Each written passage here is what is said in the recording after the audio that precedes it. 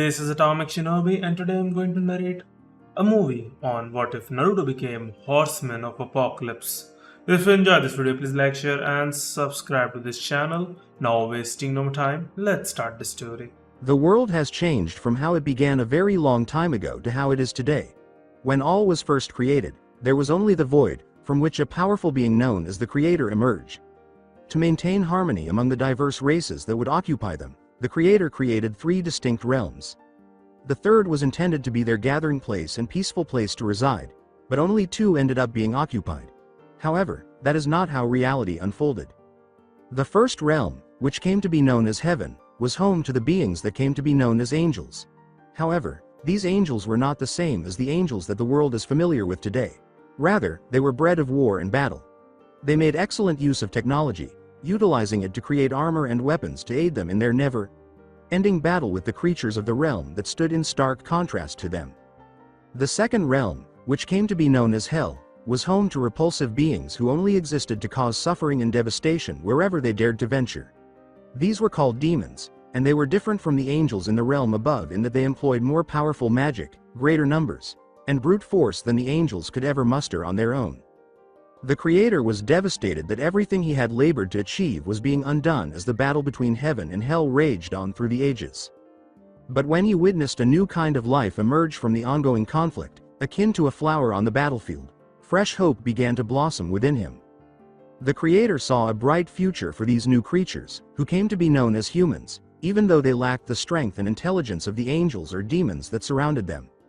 However, the angels and demons intended to kill them before their lives had really begun because they perceived them as a threat in the future. Thus, he created the Charred Council, a Euro-3 rock-like beings with the ability to arbitrate disputes between the realms themselves, a Euro, by giving up his own life force. Thus, while angels and demons continued to inhabit their own realm, humanity was assigned its own. Nevertheless, some angels and demons managed to become attracted to one another during the conflict and mate. The offspring of their illicit union gained notoriety as the Nephilim, and their strength was immense.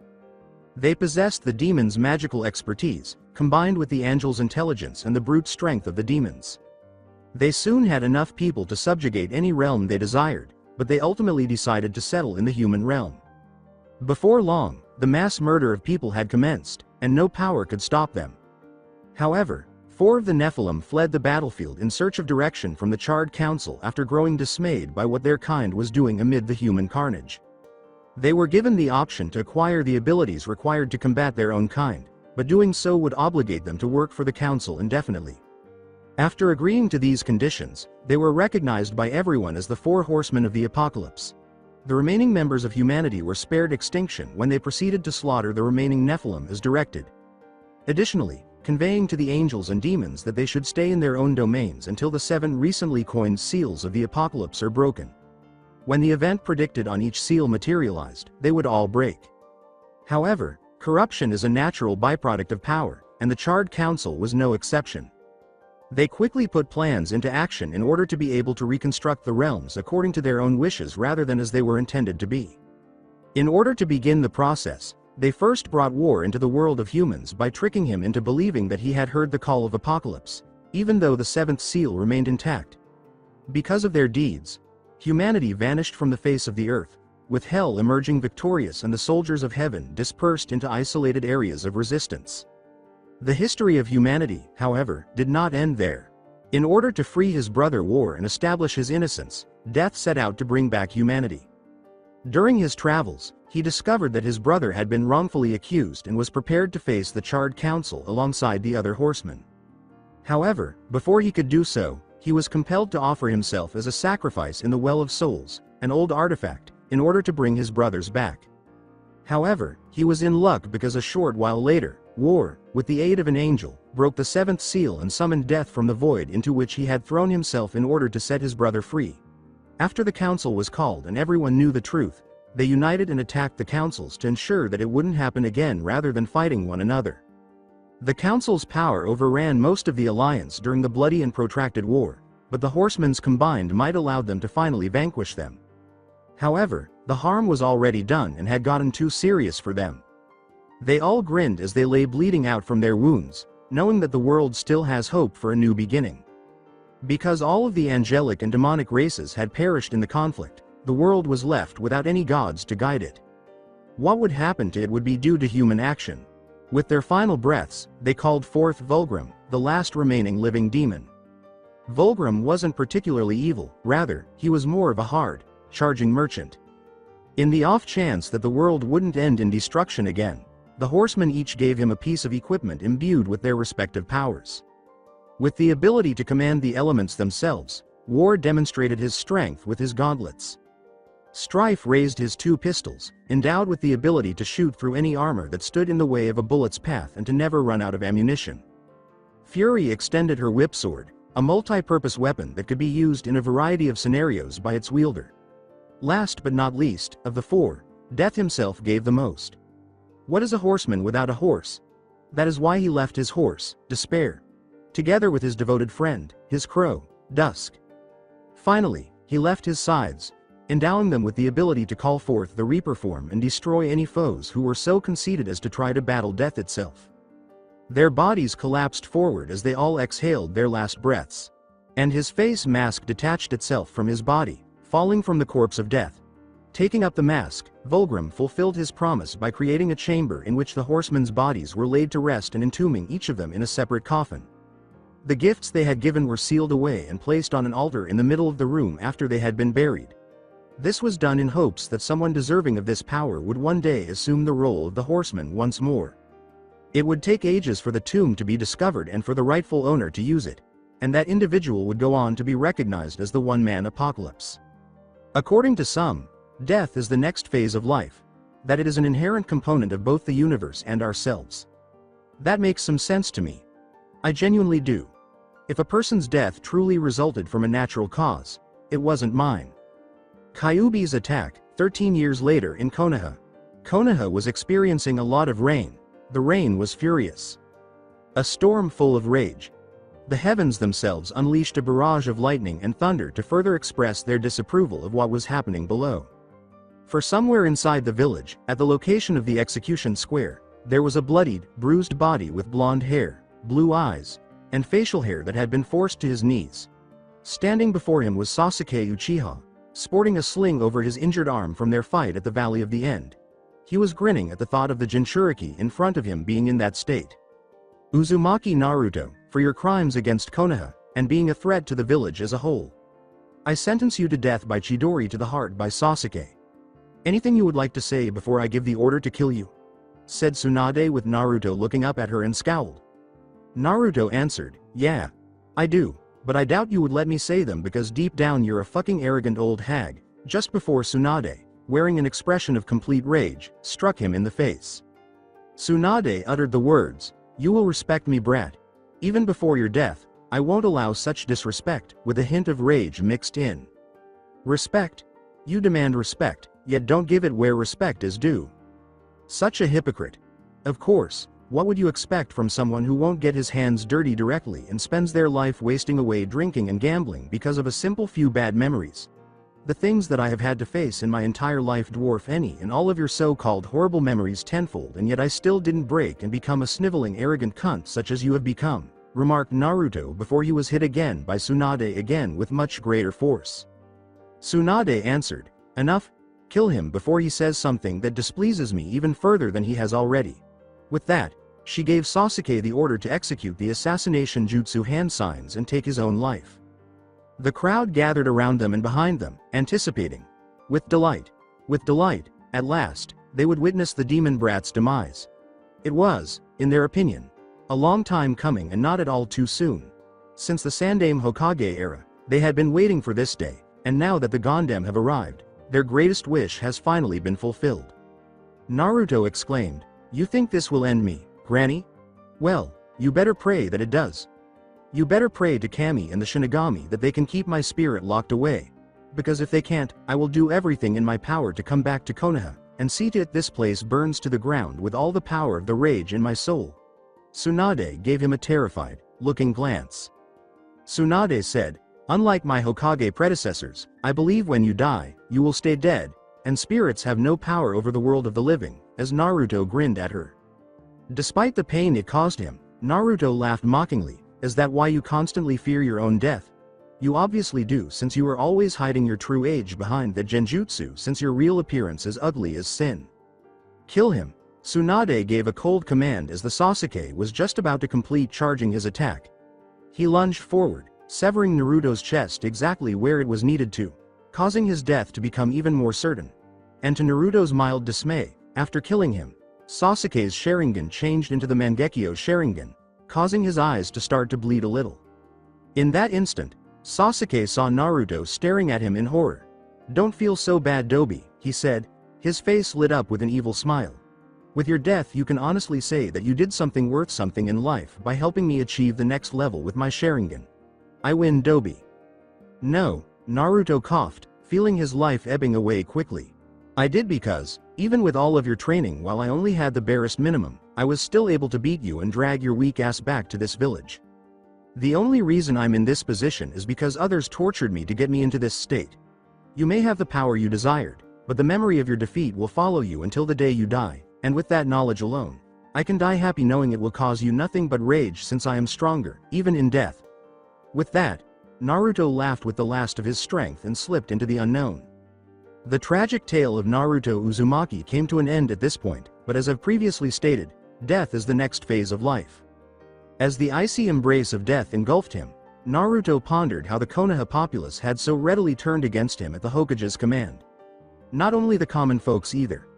However, those Naruto was familiar with, such as the rookies without Hinata, the clan heads, Ibiki, Iruka, and the Junin senseis. The fourth Hokage at the time, Minato Namikaze, gave his life 13 years ago in order to keep the Kya-bai hidden from his newborn son Naruto. Prior to his passing, he instructed his successor to view Naruto as a hero for possessing the formidable Nine-Tails demon fox within his diminutive frame. But no one paid attention to his cries, and before long, Naruto was despised by everyone in the village. The blonde child served as a conduit for the emotions of numerous ninja and civilians who had lost loved ones in the years prior to the Kyuubi's destruction. While some ninja are aware of the truth about how seals operate and still use Naruto as a punching bag to vent their grief over losing friends and family, the majority of civilians firmly believed that Naruto was a demon in human form. Naruto's life literally started at the bottom because everyone in the village mocked him. He was forced to live on the chilly streets for 2 years after being kicked out of the orphanage he was staying in when he was 4 years old. Eventually, the Hokage, Hiruzen Sarutobi, discovered him and gave him an apartment. With its tattered furniture, wobbly floorboards, and crumpled wallpaper, it wasn't exactly a nice place. Because stores wouldn't let him buy food, or if they did, the food was either overpriced or largely rotten, he was forced to buy instant ramen for almost every meal. Similar remarks apply to the clothes retailers who solely stock Naruto's vivid orange jumpsuit in the hopes that he will perish while on a mission. While other children rejoiced and felt happy on their birthdays, Naruto experienced fear and anxiety. Everyone celebrated the day that Minato Namikaze vanquished the Nine-Tails on October 10th each year. It was also the day that most of the villagers would find Naruto and become more daring to find him, causing him a great deal of pain. Whenever they locate him, they choke him, beat him, cut him, burn him, electrocute him, drown him, and in certain cases, bury him alive.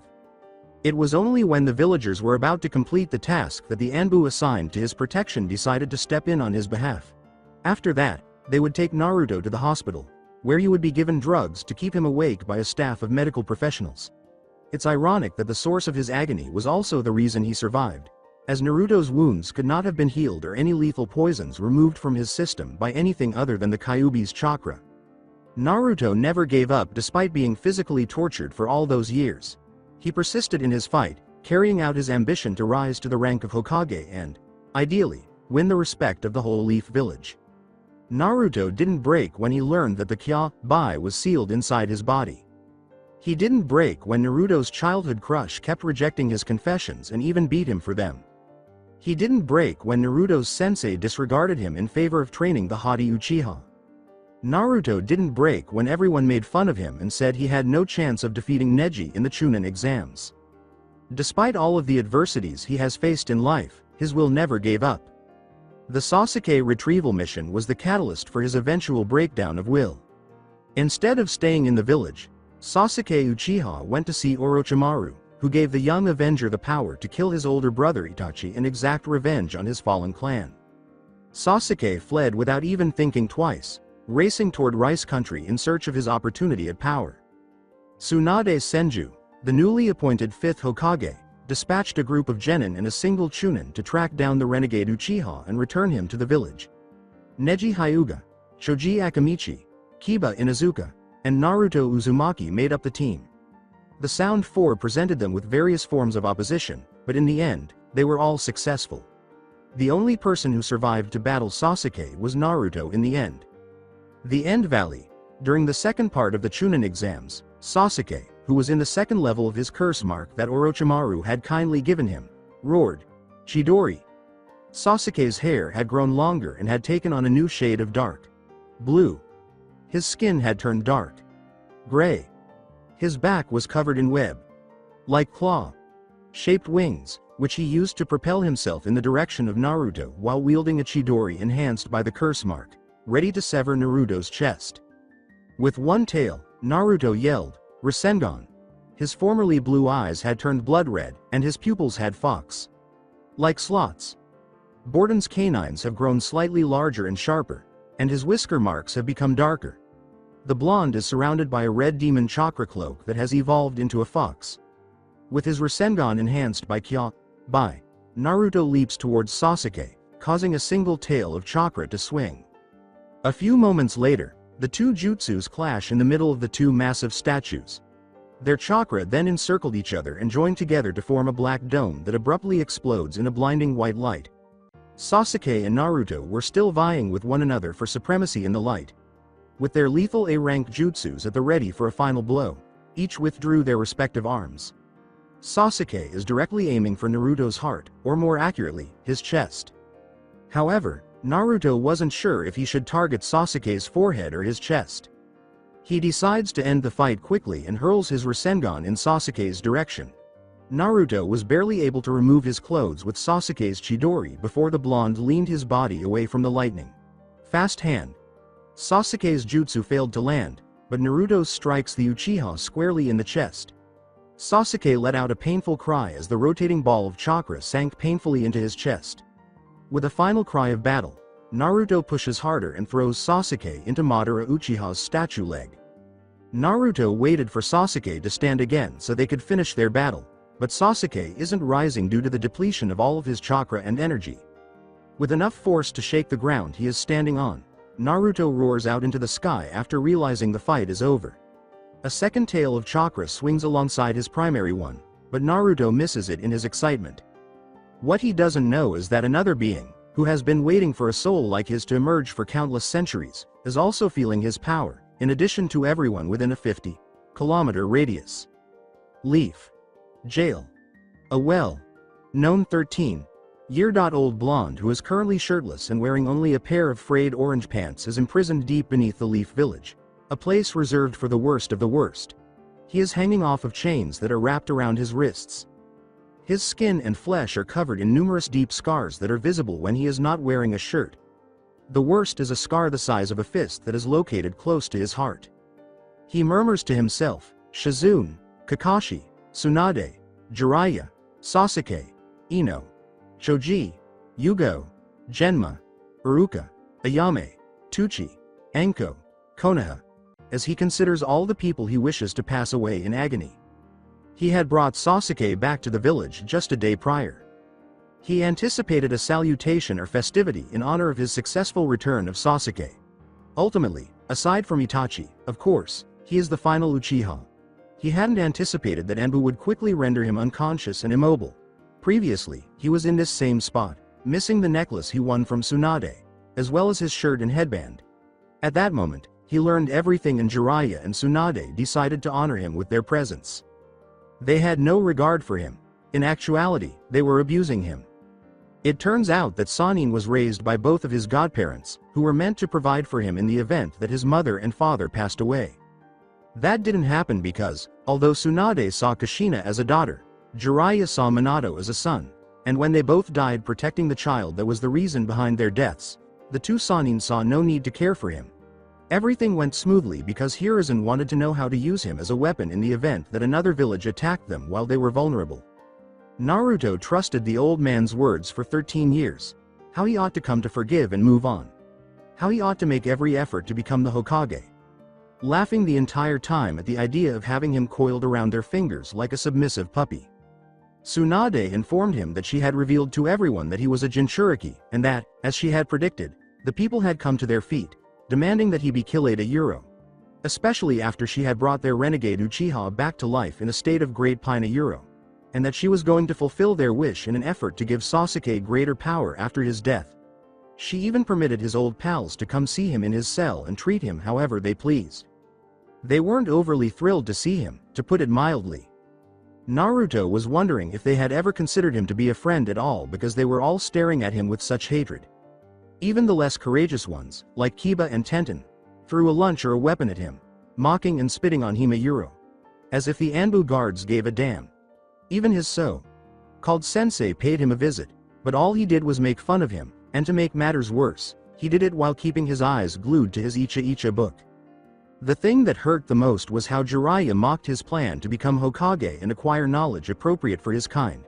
To make matters worse, he called on Pa, the old toad, and requested that Naruto's name be removed from the contract. The pain was exacerbated by the fact that the elderly toad did it without even thinking twice. He is waiting now for his upcoming future. Tsunade was happy enough to discuss her plans for Naruto because she has been in a good mood. Her brilliant, but horrifying, scheme involved having Sasuke kill him in order to obtain the Mangekyo Sharingan. She thought that would make them the most powerful village for the ensuing generations. They gave him to Anko, whom Naruto had assumed would be on his side given that she is also shunned due to the curse mark that Orochimaru gave her, in an attempt to soften him up for Sasuke. In this instance, he was mistaken, as Anko took great pleasure in scorching and beating the fair Jinchuriki to the limit of her abilities. It turned out that by doing this, she was winning the respect of her fellow villagers, and for that reason, she was willing to inflict pain on someone in a similar situation in order to slightly ease her own life. In light of that impending future and Anko's ongoing suffering, the Leaf Village ultimately took the unthinkable step. They violated the will of Naruto Uzumaki, Neji, Lee, Guy, Shino, Kurenai, Hin. I love you. A memory reappeared, and a tiny spark of light shot into Naruto's lifeless blue eyes. The first person, let alone a girl, to tell him she loved him was only a few hours ago. He shouldn't have believed her, of course, but the way she stated it with such conviction made it impossible for him to disagree with what she had to say. She even gave him a kiss to bolster her claim. He, the demon child, loved by none. Hinata, was all Naruto could say as the memories came to an end and he felt total darkness take over him. The voice said, "You've met with a terrible fate, haven't you?" which startled Naruto into opening his eyes to discover that he was floating in a pitch black void. There was nothing there to give him any kind of clue as to where he might be, so he had no idea where in the world he was. "Who's there?" exclaimed Naruto, hearing his voice reverberate far into the distance, and a figure unlike anything he had ever seen emerged from the shadows. It was a horned, demonic-looking skeleton. He wore a backpack on his back, rings on every finger, and a big belt that prevented his frayed pants from falling off. "Who are you?" "I have gone by many names throughout history, boy," said the creature. "In this age I am known simply as the Shinigami." "So you are the Shinigami?" asked Naruto. "You are the one responsible for all that has befallen me." "That title was given to me by humans who summoned me through means that I had at that point of time unheard of. My real name is Vulgrim, and unlike what the legends say about me, I have no true power over life and death as people have said I do over the years. I am nothing more than a merchant of death that trades in souls." "If that is true, then why did you seal the Kyuubi within me?" "As I said, I deal in souls. Many a man has summoned me throughout time to barter their soul for various things. And if it is within my power to do so, I grant them whatever it is they desire and collect upon their soul when the time is right." "So where am I going since I'm dead?" asked Naruto with a sigh. "To hell, where everyone from my village said I belonged. Or maybe Kami has seen fit to cut me a break and send me to heaven, since my life has been nothing short of a living hell since the day I was born." Vulgrim grinned and clicked his fingers, laughing. "You are wrong about many things, my young soul.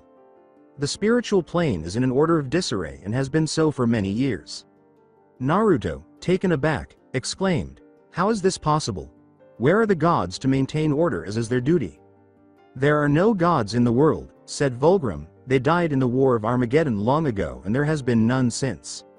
So how is there balance of any sort if there are no gods to keep it? Is there even a heaven or a hell to speak of?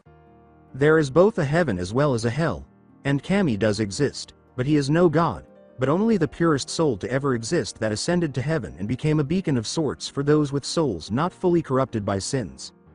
Those souls take the journey and find heaven on their own, while those who can't feel the beacon of heaven endlessly roam the spiritual planes until the end of times. For while there is a hell, no one can enter it. And why can't anyone enter hell? I'm pretty sure that there are souls that are pure evil that would make a beacon to attract dark souls like them." As Volgrim considered that, he remarked, "While that may be true, there is no one to process the souls themselves to send them to the proper area that they shall remain in." Curious about where this conversation was going, Naruto said, "So if I'm not going to heaven nor hell, why are you here in the first place, since I died by Chidori to the heart and no one summoned you with a jutsu? I have come to make you an offer that I highly doubt one such as you will refuse. For the world needs someone like you to help regain the balance it once had." "What exactly do you mean by someone like me? I have searched for a soul like yours for many years. A tormented soul that would know the true feeling of death itself, since you have felt its cold embrace more times than any human has ever or will ever have in their lifetime. You set this up in some way," growled Naruto in anger. "You eagerly helped my father seal the demon within me, knowing full well that I would become hated by many and suffer as I have done all my life. Also I would become this soul that you wanted, and for what? The world as we know it is not the way that it started very long ago. In the beginning, there was nothing but the void, and out of the void came a creature of vast power that became known as the Creator. The Creator made 3 separate realms to keep balance between the various races that would inhabit them. While only 2 became occupied, the third was meant for them to come together and live in peace. But that is not how the world played out." Naruto, whose rage never subsided because he disliked the idea that his life had been nothing more than a grand plan for a demonic force, asked, "Why are you telling me this?" "All in good time, young soul. Now where was I? Oh yes. The first realm, which became known as heaven, was home to the creatures that became known as angels. However, these angels were bred of war and battle rather than the angels the world believes they are like in the modern era. They effectively utilized technology, far beyond your own, to create weapons and armor to aid them in their never-ending battle with the beings of the realm that was their complete opposite." "And you mean hell by polar opposite, correct?" "Yes, I do. Not quit disturbing me so that I can complete this tale. The second realm, which came to be known as hell, was home to repulsive beings who only existed to cause suffering and devastation wherever they dared to venture. These were called demons, and they were different from the angels in the realm above in that they employed more powerful magic, greater numbers, and brute force than the angels could ever muster on their own. The Creator was devastated that everything he had labored to achieve was being undone as the battle between heaven and hell raged on through the ages. But when he witnessed a new kind of life emerge from the ongoing conflict, akin to a flower on the battlefield, fresh hope began to blossom within him. The Creator saw a bright future for these new creatures, who came to be known as humans, even though they lacked the strength and intelligence of the angels or demons that surrounded them. However, the angels and demons intended to kill them before their lives had really begun because they perceived them as a threat in the far future. Thus, he created the Charred Council, a Euro 3 rock like beings with the ability to arbitrate disputes between the realms themselves, a Euro, by giving up his own life force. Thus, while angels and demons continued to inhabit their own realm, humanity was assigned its own. Nevertheless, some angels and demons managed to become attracted to one another during the conflict and mate. The offspring of their illicit union gained notoriety as the Nephilim, and their strength was immense. They possessed the demons' magical expertise, combined with the angels' intelligence and the brute strength of the demons. They soon had enough people to subjugate any realm they desired, but they ultimately decided to settle in the human realm. Before long, the mass murder of people had commenced, and no power could stop them. However, 4 of the Nephilim fled the battlefield in search of direction from the Charred Council after growing dismayed by what their kind was doing amid the human carnage. They were given the option to acquire the abilities required to combat their own kind, but doing so would obligate them to work for the Council indefinitely. Once they agreed to these terms, they were recognized by everyone as the 4 Horsemen of the Apocalypse. The remaining members of humanity were spared extinction when they proceeded to slaughter the remaining Nephilim as directed.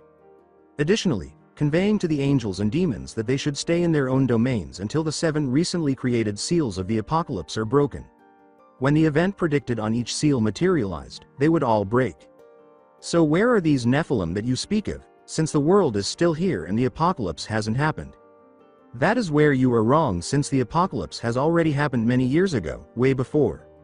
You see, with power breeds corruption, and the Charred Council was no exception to this fact. Soon they set things in motion so that they would be able to recreate the realms in their own way instead of the way it was meant to be. They started the process by first falsely summoning war to the realm of man by making him hear the call of apocalypse, when in fact the 7th seal had not been broken. Because of their actions, humanity died out completely without a trace, for hell won the war and the soldiers of heaven were scattered into small pockets of resistance. Yet the story of humanity did not stop there, for war's brother Death set out to prove his brother's innocence, and set out to bring back mankind to free him. In his travels, he learned about how his brother was falsely accused and was going to confront the Charred Council with the rest of the Horsemen, and yet before he could, he was forced to sacrifice himself in the ancient object known as the Well of Souls to bring them back. Yet luck was on his side, for shortly afterwards, War, with the help of an angel, broke the 7th seal and called forth death from the void that he had hurled himself into all for the sake of freeing his brother. Once called, the truth of what the council was known to all, and instead of them fighting one another, they formed an alliance and attacked the council so that it would never happen again. The war was long and bloody, and most of the alliance fell to the council's power, and yet with the combined might of the Horsemen, they were able to defeat them once and for all. But the damage had been done and had become too severe for them. As they lay dying from their wounds, they all smiled in the fact that at least the world has a chance to be reborn. For within the war, the entirety of the race of angels and demons had been wiped out, and the world was without gods to help it along. With their dying breaths they summoned me to do one thing for them. They each handed me an item infused with their power, so that just maybe, there would be a horseman in the future who could stop the world from destroying itself once more. So what does this story have anything to do with me in any way? I have searched long for a soul like your own to pass on the mantle of a horseman. One of the 4, and if I was correct in my actions you will become the new Horseman of Death. And what makes you think that I would become a pawn in your sick game? I thought for certain that you wouldn't pass up a chance at revenge for the actions the villagers, chuckled Vulgrim. Asking, how would it be possible for me to take revenge against them if I am dead? Naruto was not really buying into anything Vulgrim was trying to sell him at this point. When the seals of the apocalypse were intact, the horsemen were forbidden from entering the realm of man due to the barrier that only could be breached once they were broken. The seals have been broken for a long time and there are no more makers to forge new ones, so the barrier that would hinder you has never been resurrected. Okay, replied Naruto, who realized that he had sold out and that he would use the promised power to bring his old village's demise to bring about world peace. So what happens now? Do you give me this power that you mentioned yourself? He asked. I can only send you through the doorway. It is up to you to pass the test of the horsemen and claim their power for yourself. But as I mentioned earlier, you are the perfect spirit to embody the Horseman of Death, which is why I am offering you this chance in the first place. Now good luck, young spirit, and may our paths cross again in the future. Vulgrim laughed and pointed behind Naruto toward the door that had just materialized behind him. When Naruto turned around, he saw a huge set of doors with a split skull in the center. Given that each door weighed a ton, he approached them and used all of his strength to push it inward. As soon as he entered, the doors slammed behind him. There was a large room inside with 4 statues that, down to the last detail, looked exactly like the horsemen who had long since died. The coffins containing their dead bodies were placed in front of the statues. There was a shrine with unique weapons inside that he had never seen before in the other corner of the room. He moved in the direction of the weapons on the other side of the room, not knowing quite what to do, but he only got halfway there before a set of runes materialized beneath him, causing him to collapse to the ground in agony as a force beyond description entered him and poked through his memories and his very soul. He was experiencing excruciating pain and thought his entire body was on fire, but soon after the pain began, he noticed a sensation of coolness rising from his feet to his head. Upon looking in the mirror, he realized that his soul had become a physical body composed of flesh and blood. He felt the raw power that was now his own as he flexed his muscles. Even though his skin had turned far paler than he had desired, he was still content to have a body. The voice said, "You have passed our tests, young horseman," and then it quickly transformed into the spirit of death. Moreover, the spirits of war, strife, and fury rose with him. Like his fellow horsemen, Death is of a race known as Nephilim Euro, among the most powerful beings in the universe. When mankind was given the prize of Eden, Absalom Euro, leader of the Nephilim Euro, led his armies against heaven and hell in an attempt to steal it back. For this crime, the Charred Council condemned the Nephilim to destruction. The Four Horsemen of the Apocalypse were granted a reprieve from this fate on the condition they aid the Council's victory over their kin. The Horsemen accepted, but it was Death who bore the greatest burden of guilt for the near extinction of his race. Donning his iconic mask to represent his role as executioner on the day he slaughtered his brethren, he has not removed it since. Whispered an echoing voice from out of the blue Euro. Because you have experienced death itself more than any other human has in their lifetime Euro. Not even torture victims have gone through as much as you have Euro. You are the ideal candidate to take on the mantle of death. Let the world once again fear the name Death as they have in the past. And with that, Naruto felt his hand surge with power and solidify into a sharp gauntlet with claws, and two sides that had once been wielded by Death itself flew forward and attached themselves to his belt. As her blade whip wrapped itself around his waist like a belt, Fury spoke, "You have known fury for so long against those who would hurt an innocent soul for their own sinful gain are worthy of my power, until the time when the perfect candidate of fury can be found. Now go forth and seek out the one worthy of becoming the Horseman of Fury." As his twin pistols, Mercy and Redemption, secured themselves to Naruto's belt in their new gun holsters that morphed to accommodate them, Strife declared, "You have known great strife after learning the truth behind the lies that have been told to you your entire life. Until the time when the perfect candidate of strife can be found, wield my weapons as well as my power. Now go forth and seek out the one worthy of becoming the Horseman of Strife." "You have known war at such an early age," said War. "However, I have never participated in a war in my life," uttered Naruto in confusion. "War can take many different forms, and you have been fighting a war of survival since the day you were born. You have persevered in this fight against all odds until the ideal candidate for war shows up. Use my power to turn the tides of war against those who want to control the entire world." Meanwhile, one of War's gauntlets materialized on Naruto's other hand, but it was so large that it shrank to the point where it resembled a metallic sleeve covering his arm up to his elbow. And the spirits of the previous horsemen faded away, at last at peace, with their weapons and power passed on to the newest. When Naruto felt his power rising again, he covered his body with a jet black cowl, which he used to conceal his shoulders and his now gray hair. The rest of his body was covered by a gray, skin-tight muscle tee, which flaunted his muscular new body and protruding abs. This helped to hide the large scar left by the Chidori's blow to his heart, serving as a constant reminder of how he got his power and what his new objectives were. He moved forward, taking Death's mask, the only object left on the shrine, and placing it over his face. When he finally did, a feeling of totality swept over him like a river. Then he turned back and departed from the chamber, which vanished after he was gone. As soon as he left the chamber, a rotted looking horse that was engulfed in green flames appeared in front of him, and a raven perched on his shoulder, cawing with joy at the sight of his new master.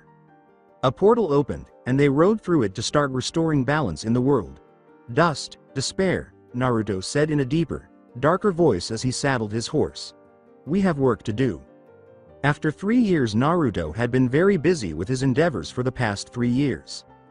It was all the easier to carve heaven and hell into a suitable setting because he was the only entity Euro, apart from Vulgrim Euro, with the ability to shape both heaven and hell because there was no opposing force to stop him.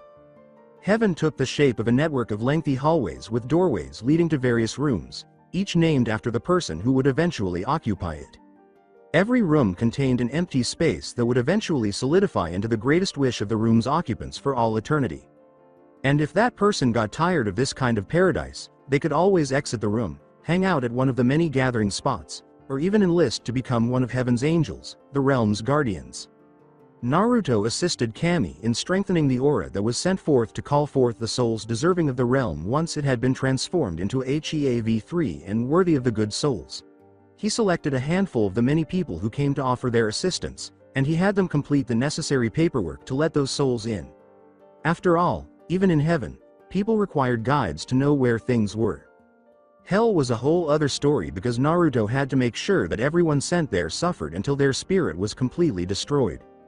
Only then would they transform into a mindless demon that would torment other souls who would subsequently enter the realm. There was only one line to enter hell, and once you were in it, you were stuck there until you were processed by the one gatekeeper who kept the records for all damned souls for all eternity, which made it incredibly cruel for the damned souls. The soul's name? Sarutobi Hiruzen. Naruto thought that treating Sarutobi this way was both hilarious and the epitome of poetic justice. He had to take the soul back from Vulgrim, who had laughed at Sarutobi's latest hell and refused to even consider a trade. Hiruzen initially didn't understand why he was made to do this, but when Naruto showed off his new title and face, all of the color vanished from his face. He had attempted to harm Naruto, but he was restrained by chains that had been forged from the deepest depths of hell. They made him take a seat behind the desk they had given him and start working alone on the never-ending piles of paperwork. According to Naruto, the journey into hell took between 400 and 600 years. Then the real torment started. Naruto had discovered a great number of completely black souls. Knowing that hell would seem like heaven to these souls, he offered them a position of authority within hell as demons, allowing them to torment the souls for all eternity. They readily accepted this wonderful offer, and even though Naruto disliked those kinds of people, they would still be useful in hell. He even encountered Zabuza Momochi's soul and offered him a position as overseer in hell, an offer that was accepted with a hearty chuckle. And for the last 3 years, he has been using his most bizarre techniques to torment the damned souls of hell right here at home. In order to help forge duplicates of the weapons he knew he would have to give up once the other horsemen were found, Naruto had also discovered a few souls with exceptional weaponsmithing abilities in both heaven and hell. Although they weren't as powerful as the originals, they would still work just fine. He had journeyed to the now desolate realm of the dead, where he discovered the broken remnants of an instrument used by Death ages ago, known as interdiction, which gave him the ability to control 3 distinct souls. And they fixed it so he could use it again, with the assistance of the smiths in heaven and hell. He used it to summon the spirit of the Kyuubi that had died inside of him as his first action, but the remainder stayed in the spirit of his father. Now he used Kyuubi's power once more. And here he was now, in Whirlpool, the homeland of his clan.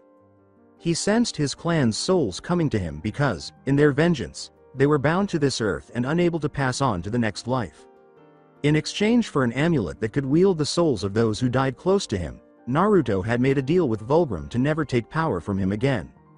This was because his ultimate goal was to bring his fallen clan back to life as the newest Nephilim generation, maintaining world peace. However, after a soul has been revived once, it needs to be utilized to gather its life force and resurrect another soul. That was the reason he was here now, gathering the souls of his clan so that when he had enough, he could resurrect them. They rushed forward and entered the amulet he was holding as soon as he revealed his plan to them. After finishing this, Naruto got back on his horse and rode over to Suna, where he sensed an unrest that needed to be addressed and a friend who probably needed to be saved. Konoha sat in her room was Hinata. Her eyes are wet. She desired to pass away, to rebel against the life that awaited her with Uchiha Sasuke. She desired to take a kunai and slit herself across the neck. And she chose to be forced to marry on the 3rd anniversary of the death of her true love, of all days. Tsunade believed that since the Hokage was aware of the girl's feelings for Naruto, just like the rest of the village, it would be ideal for Sasuke to wed Hinata on this particular day.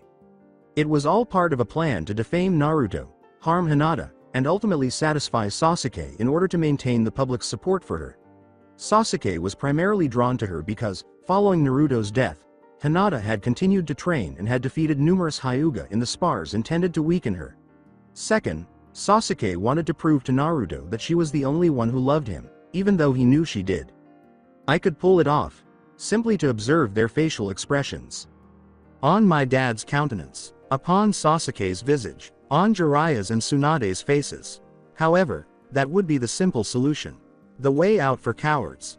Their escape route. Hinata, who detested the idea of wearing the wedding dress she had been given earlier to wear to have it tailored for her so that when Sasuke returned from his mission in Suna, they would be married, reasoned that she doubted he would cry tears of grief at my death and would instead call me weak like Naruto for doing it. She would wear it for only one man, and he was no longer with us. Soon after, Hinata's room was visited by a group of female branch family members who were getting ready for her impending nuptials with Sasuke. But based on the expression on the Hyuga woman's face, the branch family members would have assumed that she was preparing for her funeral and burying a loved one. Well, Hinata was kind of doing that. "Hinata Sama, you look amazing. A goddess fit for any man," Neji remarked as she walked into the room and saw Hinata dressed.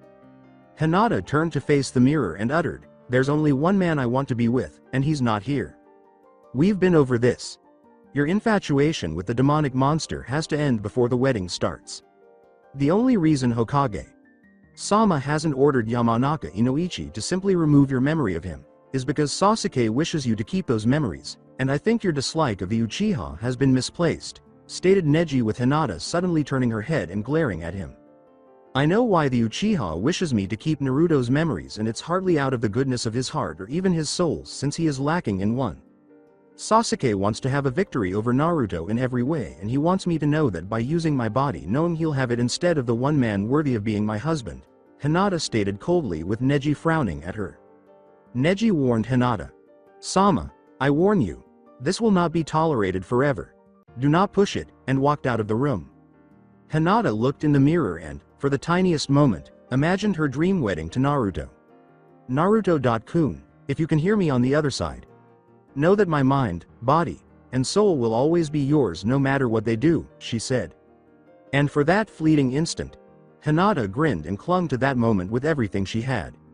She was going to need it, and in her sadness, she didn't see a ravenfly fly back to his master from the windowsill. To turn into a statue, leaving 2 copies of himself to do as they needed to do. One of them took the soul amulet and headed to their destination, while the other went to the chapel to wait for the right moment to crash the wedding being held within it. Everyone in this village deserves to be wiped out. Why you saved that ungrateful liar for a Sandaime Hokage from a more horrible fate than the one assigned to him by you is nothing short of a mystery to me, said a voice only the figure could hear within his head. You know the reason, Kurama. That man hated paperwork above all else, and we needed someone to process the damned souls. So I killed 2 birds with 1 stone. Thought the figure to the demon in his head known as Kurama while smirking at the memory. The figure was able to converse with the demons sealed within another realm with the power of interdiction. This copy was nearing the chapel where he was met with more guards. Halt. This place is forbidden to outsiders unless you have an invitation, stated a Konoha nin in an emotionless tone. I am well aware of the wedding happening inside. That's why I am here, replied the figure with the pair of Konoha nin glancing at his intimidating figure. Then you won't mind surrendering any weapons on your person and providing us with your invitation as proof of being invited, said the second nin, who was clearly an Aburame judging by the way he was covered up, and wearing shades to hide his eyes. Of course. Let me see here. Invitation. Invitation. Ah, here is my invitation, replied the figure before using his death grip to grab the nin's head. His headless body slumped down dead on the ground. What th? Ack? Exclaimed the second nin before feeling a fist go right through his chest where the heart was located. It is well that you and your comrade are nothing more than arrogant drones in the service of a crazed hag of a leader. The guilt of killing you and your leader will weigh less heavily on my soul, remarked the figure before pulling his hand out and watching the body fall while flicking the blood off his now clawed hands. He summoned more hellfire to be rid of the bodies like the ones at the front gate. Once that was done, a small portal appeared in front of him, and out of it fell his soul amulet that he caught and once again wore around his neck, feeling the newly acquired souls within it. He felt the copy of himself remerge with himself, making him whole once more. He sent his familiar up to spy the wedding through a high-up window and tells him when to go in on the phrase. If there is anyone here who knows why these 2 should not be wed, please speak up now, or forever hold your peace. Once the line was spoken, dust cawed to him and he let his spiritual power surge forth and used his spiritual arms to blast the doors to the chapel open at Euro. Konoha Chapel a Euro, present time. I object to this wedding. The figure at the door called out with his body being covered in shadow while blocking the light outside just before the pressure let up and people were able to move once again. Who the hell are you? Furthermore, how dare you interrupt this wedding? Who do you think you are to protest this sacred moment? Tsunade called out while feeling a chill run up her spine at hearing the figure's voice. There was something about it and the connection to the past. What's wrong, Granny? I'm hurt you don't recognize me. Granted, it has been a few years since my execution, but even your brain, as damaged by drinking sake as it is, should be able to remember what I told you in my cell. And how you should pray to the gods to keep my soul locked up so that I couldn't return. Well, obviously neither you nor the village prayed hard or long enough, since death only held on to me for less than a day before I was back and far more powerful than ever before. Is my identity starting to become clearer in your mind, or are the long years of drinking heavily affecting your already troubled mind? Asked the figure shadowed in sunlight with his blue eyes shining so they were seen by all who looked at him. No, it can't be you. You're dead, exclaimed Tsunade, as she now recalled that little conversation, and yet the woman wanted to deny it. And yet here I am, Granny. Namikaze Uzumaki Naruto is back, called out Naruto before stepping further into the room where the lighting washed away the shadow on his body, and any doubts they may have after he pulled off his mask and pulled down the hood of his cowl to show his face. Naruto-kun. Hinata exclaimed happily at seeing the man she loved standing there in the flesh. It's impossible. It's a trick. Kakashi himself burned the body after Tsunade confirmed his death with a chidori to the heart, spoke Jiraiya while Naruto just smirked at them. A trick? You don't believe I'm Naruto standing before you? That I'm not your former student, the failed weapon you killed out of some misguided need for revenge. Revenge for hurting Konoha's oh so precious Uchiha, who willingly fled to join Orochimaru for power, and couldn't care less if you all died the next day. Then there was your need to avenge the Yondaime and his wife after the Kyuubi attacked and was then sealed inside my body. You all cursed me to hell for something that was never my fault, and the humor in this whole situation is that I will never go there no matter how much you wish it, since I have become something far more than any of your feeble minds could comprehend, said Naruto while ignoring the glares and shouts of hatred aimed at him for ruining this holy union. What are you getting at, brat? Called out Jiraiya while shinobi now moved to surround Naruto on all sides. What I'm getting at, you old perverted fool, is that in your quest to control and kill me when I wouldn't be controlled, you set in motion an event that made me the closest thing to a god that there is in the universe. How dare you disgrace the almighty Kami, shouted a random nin. You will burn in hell for all eternity for that, and Kami will make it a reality. And as that is said, Naruto couldn't help but laugh at their utter stupidity. You truly believe that your so-called Kami will smite me as you so desperately wish. Yet not a single one of you fully understand or fully grasp what the soul planes was like when I died and entered it myself. There was no entrance into hell since there wasn't anyone to process the souls to enter it, and Kami isn't a god like you think. He is only a truly pure spirit that acts like a beacon to those who are worthy of entering heaven and helps lead the way. But don't just take my word for it, since I will just show you what I mean. Naruto then summoned up the soul of Deidara himself, his arm still broken and his legs still missing, for souls were stuck in the form of how they died. With his soul in hand, Naruto crushed it to gather the energy held within and used it to summon up a large portal visible to all in the chapel. It showed them what both heaven and hell were like before and after he showed up to rearrange them into their current state. So what if all that is true? It means nothing, said Kakashi while having his Sharingan exposed. It means everything. If you are just too arrogant to see the truth right before your very eyes, then I am not going to waste any more of my time trying to convince you, explained Naruto with Tsunade looking furiously at him. You lie, called out a shinobi to Naruto. Right. Stay in denial, for I no longer care to explain myself. I am here for one thing and one thing only, a simple trade, stated Naruto with Tsunade growling at him. And why do you think that we would trade anything with you? Growled out Tsunade as she prepared to order her shinobi to capture him so that they could dissect him and see if his powers could be replicated. Because it would actually benefit you in a way, said Naruto, and my deal is as such. You hand over Hinata to me and in return I will leave your village to destroy itself for the next 10 years. You will not take from me what is rightfully mine, shouted Sasuke as he prepared to attack Naruto, to prove once and for all that he was finally able to surpass him and set the record straight. Well, I disagree with that, since the alternative to this deal is that I will unleash a destructive force capable of destroying everything in sight and use said power to destroy 1/3 of the village. Before anything else could be said or even done by any of the others in the chapel, Sasuke used the power of his Sharingan to summon forth an enormous purple energy hand wielding a blade and used it to attempt to strike Naruto down. Yet the blade was stopped short from hitting its intended target by one of Naruto's spiritual arms, which even though was far smaller in size when compared to the size of Sasuke's Susanoo, yet it was far more powerful than the larger hand. Even after all this time, Sasuke, chuckled Naruto as he saw Sasuke strain to try and break free of his arm's grip, yet it wouldn't budge. You still have yet to learn when you were outclassed. I am an elite, shouted Sasuke through gritted teeth, and I am far superior to a nobody like you. And I will repeat the last thing I said to you 3 years ago, said Naruto as his spiritual hand began to crush Sasuke's Susanoo arm and cracks appeared on it as the grip tightened. Even in death, I am stronger than you, and with that, he crushed the arm in a way that it shattered. The backlash at having his Susanoo destroyed caused one of Sasuke's eyes to explode out of his head, and he fell to the ground and held his hand up to try and stem the bleeding. Medic Nin immediately appeared to assist in healing him. Arrest him now, called out Tsunade, with many shinobi in the room moving in from all directions while Naruto simply looked bored at her. Dust, spoke Naruto with the command hidden within the name spoken. In an instant, multiple dark blurs went through the entire army of shinobi, and they all fell down on the ground brutally injured. Arms and legs were broken if not ripped out of their sockets. Some bodies were bent at odd angles with their backs broken or with internal bleeding from the hits to the torso. What had caused it was a massive flock of ravens that were magically enhanced with far greater strength and sharper beaks tore into his enemies.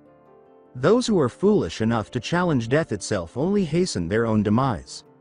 What are you? Cried out one of the many injured nin on the ground as he held his arm that had been literally torn off at the elbow by the massive flock of ravens. I go by many names now that I have been reborn into my new body. I am known as the Rider of the Pale Horse, the Rider of Death, Kinslayer, Executioner, the Reaper, the Shinigami, or my official title, Death. You will pay for this, brat, called Tsunade while Naruto looked from her to Hinata. Not today, Naruto stated simply. Now I will give you one more chance to take the deal I offered you before I was interrupted by Sasuke. So will you use your head for the first time in years, or will you let your hatred consume your ability to think about the big picture? And why would you even offer us this choice in the first place? Growled out Tsunade. Because unlike you, I can see into the hearts of men and see into your very souls themselves. While most of those who reside in this village are destined to suffer for all eternity in the very same hell you tried to damn me to, yet many of them have a shred of light still in their souls and have a chance to find redemption before their time is up. As the new Shinigami of the world, I only kill those whose souls are purely darkened as well as those who challenge me. For to challenge death is foolish in itself. So what is your decision? Will you forego your misplaced hatred for me and allow those still capable of redemption the chance to find it?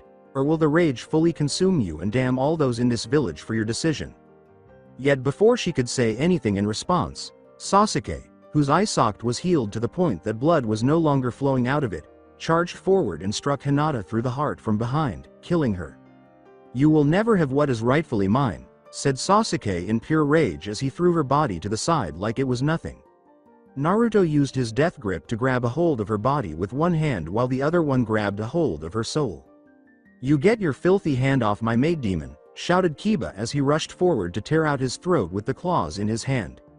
Naruto didn't flinch, he simply laid Hinata's body gently to the ground and then made a fist with his left hand.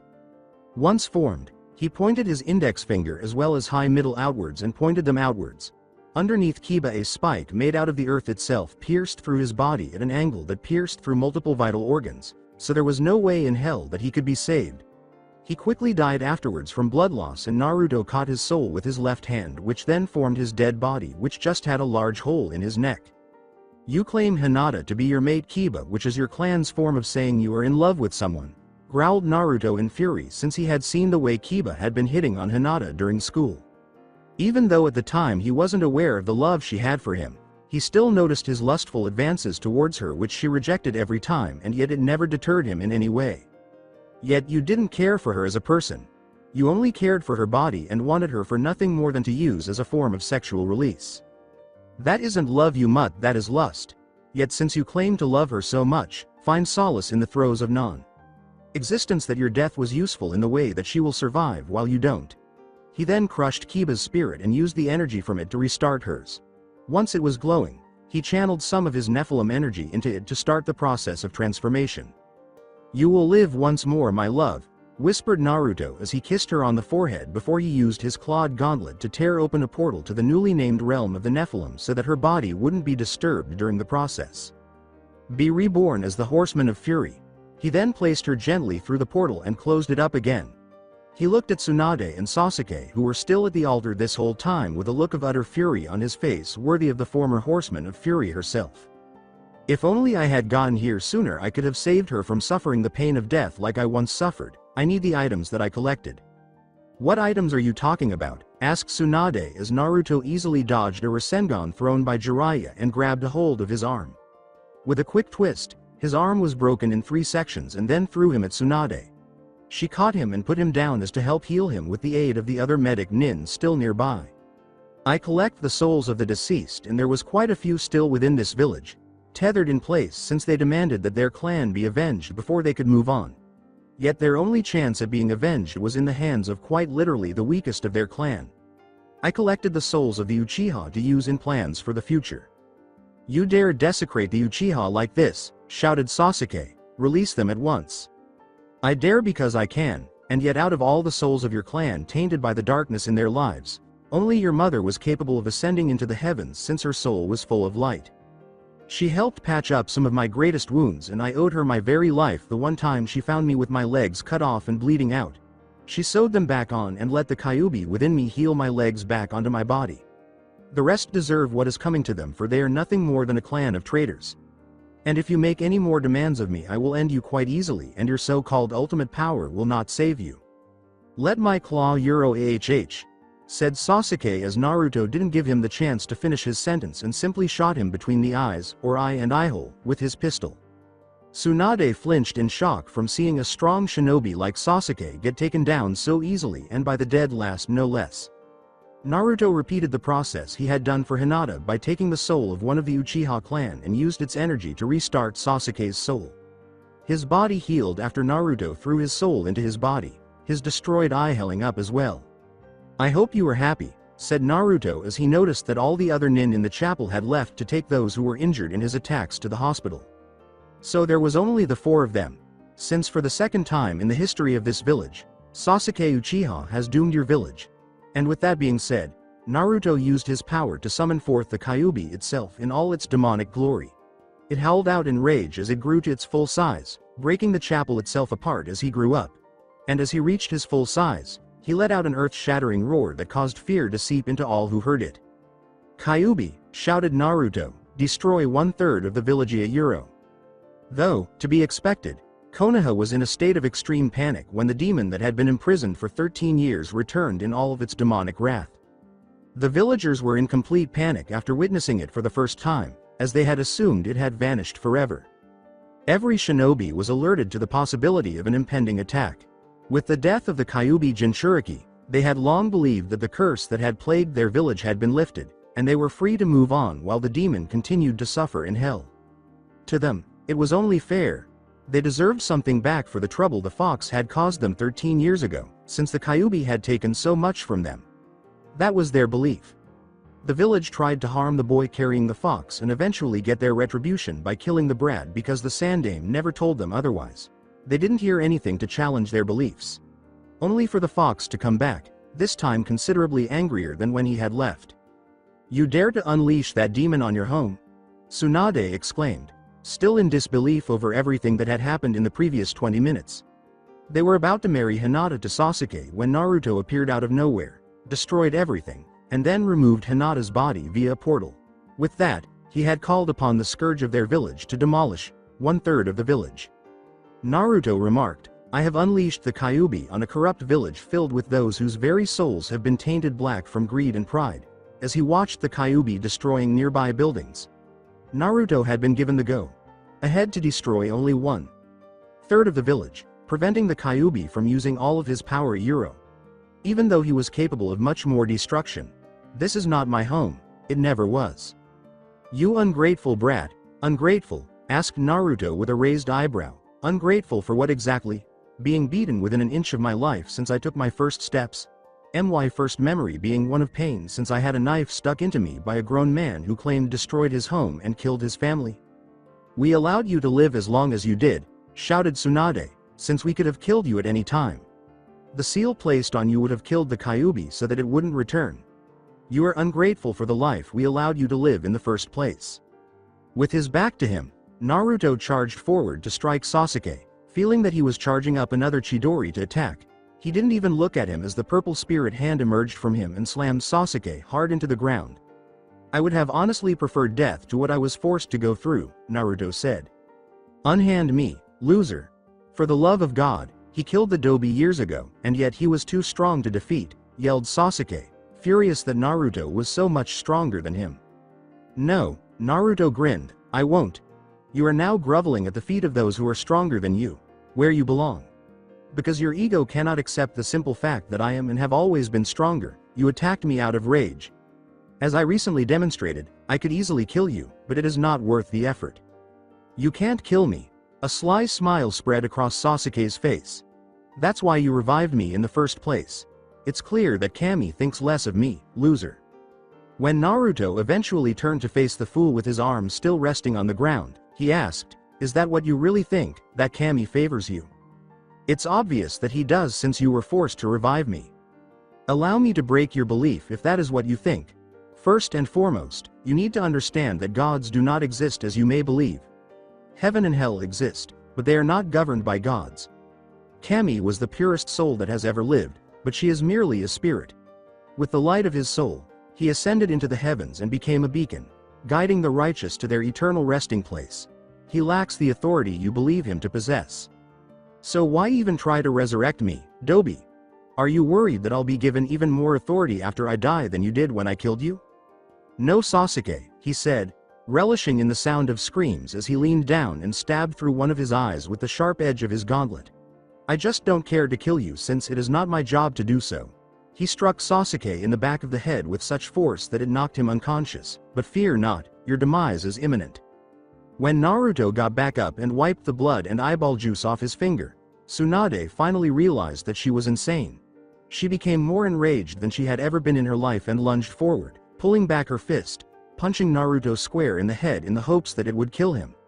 The force of her punch sent a shockwave outward, toppling the buildings that the Kyuubi had not yet destroyed. But her triumphant smile was soon replaced with a look of shock and horror when she saw Naruto still standing there, unfazed, not moving a centimeter from where she had hit him, nor having taken any damage from her blow. Instead, he had just grabbed the hand she had used to punch him and given it a hard squeeze, causing Tsunade to scream in agony as she felt her hand break and realized her bones were now protruding from it. Naruto said, is your conceit so immense that you genuinely thought you could defeat death itself? As he released her hand. How on earth are you? My race was long thought to be extinct.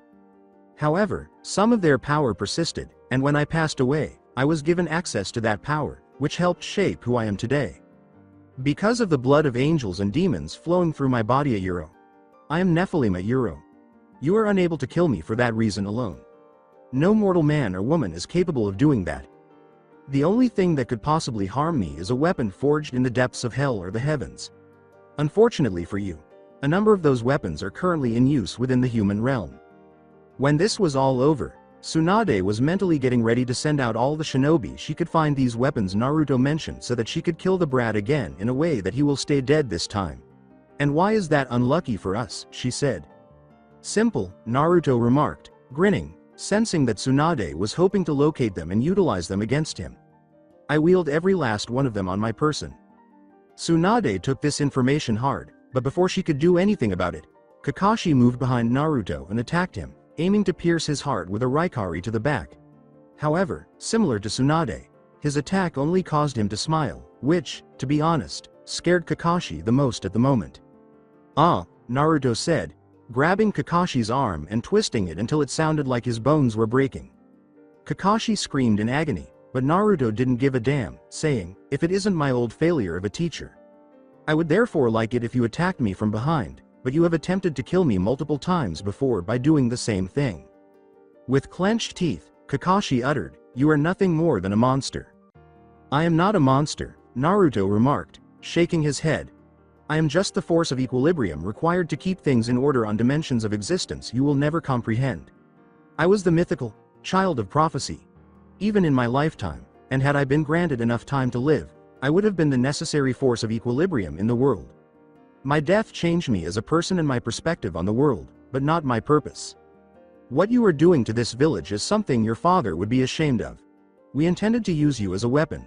destroying every other village at our command and then submitting so that we would have another weapon for later, when a child was born from your seed. Naruto laughed and pointed to Kyuubi. And yet I am controlled by no one, he said, gesturing to Kyuubi. With that, he gave a mental order to Kyuubi to destroy the hospital and the orphanage where he was raised because, although it was true that they helped feed the children and other necessities, Danzo and his friends paid for it privately, taking the children and turning them into root shinobi. Because no one gave a damn about orphans, that's how they ended up there in the first Placia Euro, because they had no one else to care for them after their parents died.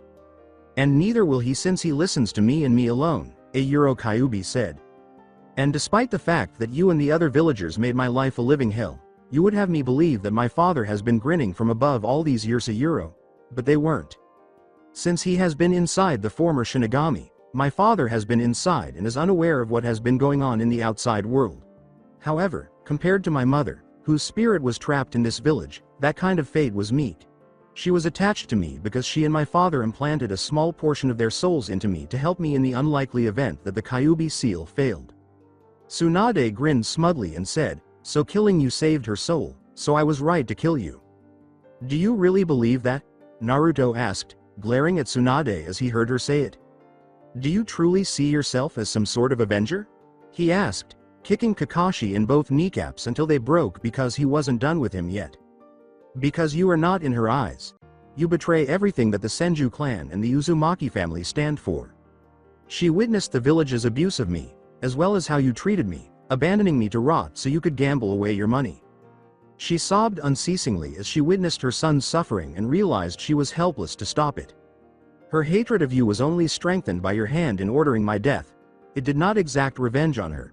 She will never thank you or give you the opportunity to try to explain yourself to her because of how dark your soul is and how you are destined to be sent to the lowest depths of hell, even though it is true that my death allowed her soul to finally find her way to her eternal resting place. It's ironic that you wanted me to visit the same location. A rightful place in heaven is something I more than deserve. To deny me that, who do you think you are? Why do you have the authority to criticize me? Naruto greeted Tsunade with a puzzled expression and said, hello pot meat kettle. Have we met? I'm calling you a hypocrite since you judged me to death, and by what right did you have to do that? You were a shinobi under my command. I am the Hokage. Therefore, I had the right to order your execution if I did so. Since I am the Shinigami, I have the authority to judge you now. I am the one who judges the spirits of the dead. Thanks to you and the other filth in this village, that is now the purpose of my life. You just won't let me see Kushina because you know she would agree with my actions to have you killed. And would you be willing to wager on that? Naruto raised an eyebrow to inquire. And what do you mean by that? Tsunade growled, but Naruto silenced her when he reappeared behind her. One scythe curved around her neck and the other pointed close to her midsection. I meant what I said exactly. As the woman known to the gambling world as the legendary sucker, would you be willing to stake your entire life on the possibility that she would share your opinions? At this point, Tsunade's face had completely lost all color because, in addition to the fact that his weapons were aimed at sensitive parts of her body, there was a tiny part of her mind that had been screaming for years that her actions toward Naruto were upsetting her ancestors, but the rest of her mind and her anger toward the brat had always smothered it. Now that her mind had all but vanished, she could hear that part of her mind clearly as day, and she remained silent because she didn't know how to respond. I didn't think so, Naruto remarked, removing his weapons from her body and reattaching them to his belt before turning to face Kakashi to complete the task at hand. However, he was cut off when Tsunade took an impulsive action and took one of his guns out of its holster. Tsunade pointed at him and spoke, "You will not win," with all the rage she could muster. "That won't work," calmly remarked Naruto. Tsunade smiled as she pulled the trigger, saying, "You said it yourself that the weapons that you wield are capable of killing you." However, her smile vanished as soon as she did, as the gun did not fire as she had anticipated. Naruto held out his hand and said, "What I meant was that it won't work because you have neither the power nor the knowledge of how to use it." The gun ripped from her hands, breaking two of her fingers as it did, and flew back into his outstretched hand, where he twirled it before holstering it once more. Kakashi saw him approaching and threw a kunai in defiance of the monster in front of him. The kunai bounced off him harmlessly, but when it did, Naruto grabbed him by the throat and lifted him up off the ground until his feet were not on the ground. Naruto grabbed his mask, which was fastened to his belt behind him, and said, I am so very glad that you have seen fit to attack me. You see, even as I am, there are rules that I must follow to keep the balance of the world secured. First of all, even though it is my responsibility to judge people's souls, it is not my place to kill people who irritate me. Therefore, I cannot kill just because I feel like it. However, there is an exception to that rule, which you are fortunate to have caused. And what rule is that? Kakashi asked, his throat tightly clamped by Naruto. With a smile that sent shivers down his spine, Naruto declared, "Those who challenge death itself I can kill. For to challenge death itself is suicide in execution. Now that I'm back and you can see me now, I can remember when we first met. You asked me about the mask I'm holding because you thought it would give you power at Euro, or, if not, you would give the Uchiha more since you liked him too much. Permit me to fulfill your self-serving wish." Naruto then forcefully applied the mask to Kakashi's face, and as soon as he did, Kakashi felt as though a force within it had taken hold of his soul and bound it tightly with energy that was cold and devoid of all life. Naruto then tore the mask off Kakashi's face, ripping the soul out in the process. Grabbing the mask with his hand, he held it close to his soul amulet, where it was quickly sucked into it, ending Kakashi's life. Naruto put on his mask again and said, "While I am within my right to kill you as well," to Tsunade, who was shocked to see Kakashi's soul being torn out so violently, "I will allow you to live." Tsunade asked, "And why the sudden change of heart, brat?" as she was at a loss for an explanation as to why, after everything he had been through, he had not even tried to kill her. "Because you are not worth it," Naruto uttered as he started to make his way to the location where Kyuubi was concluding his rampage. "However, before I go, let me tell you something. Your family members on both sides have been informed of what you did, and they are not happy with what you did. They have declared you not only dead to them, but also renounced as a clan member from either of them because you have committed the greatest sin in their eyes." "You tell lies," Tsunade exclaimed, startled that he would even say that. Naruto continued to walk away, saying, "You will know that what I said was true if you look deep within the dark pit inside of you that you call a soul." And with that, Naruto was finally out of sight. Enjoy what little life you have left, former Uzumaki Senju Tsunade, for soon your death will come for you in the form of the person you loved the most. In the village center, after completing his orders, Kyuubi stood in the middle of the village, waiting for Naruto to return and send him back to the realm he had been sealed within. While this may sound horrible from the outside, as he was able to shape the world in the realm he was sealed in, peace and quiet was all he really wanted, since all he had known his entire life had been war, death, hatred, and finally imprisonment. Now that he had the opportunity to finally unwind as he had always wanted, he was fairly certain that his brother Shikaku was the same way, but there was no way to tell. "It appears that the gods themselves have decided to grant me my wish," uttered a voice that startled Kyuubi and forced him to turn to find out who had said such a foolish thing. To his dismay, he saw Danzo, his root shinobi, and the two lackeys who made up the shinobi council. What shocked him, though, was that Danzo had 2 arms, even though all of his memories of the Naruto man indicated he only had 1. Furthermore, he noticed that the extra arm was a deformed one that had multiple Sharingan implants in it, as well as another one in place of his natural right eye. Danzo grinned because he had been waiting so long for this moment. "For years I have wanted the Kyuubi Jinchuriki as a weapon to take over this village, and yet Hiruzen denied me what was rightfully mine. The brat then had to go beyond his bounds, and we had to put an end to him so he wouldn't pose a threat to us going forward. Because of the seal on his body, I was furious because doing that also killed you." Danzo then extended his arm and pulsed chakra through it to activate multiple Sharingan in order to control the beast. "But here you are, like a present wrapped up for me. From now on, you are my instrument and will do as I say. Now I command thee to sit." And to his delight, the Kyuubi obeyed his command. "Now kneel before your master." However, the Kyuubi did not comply.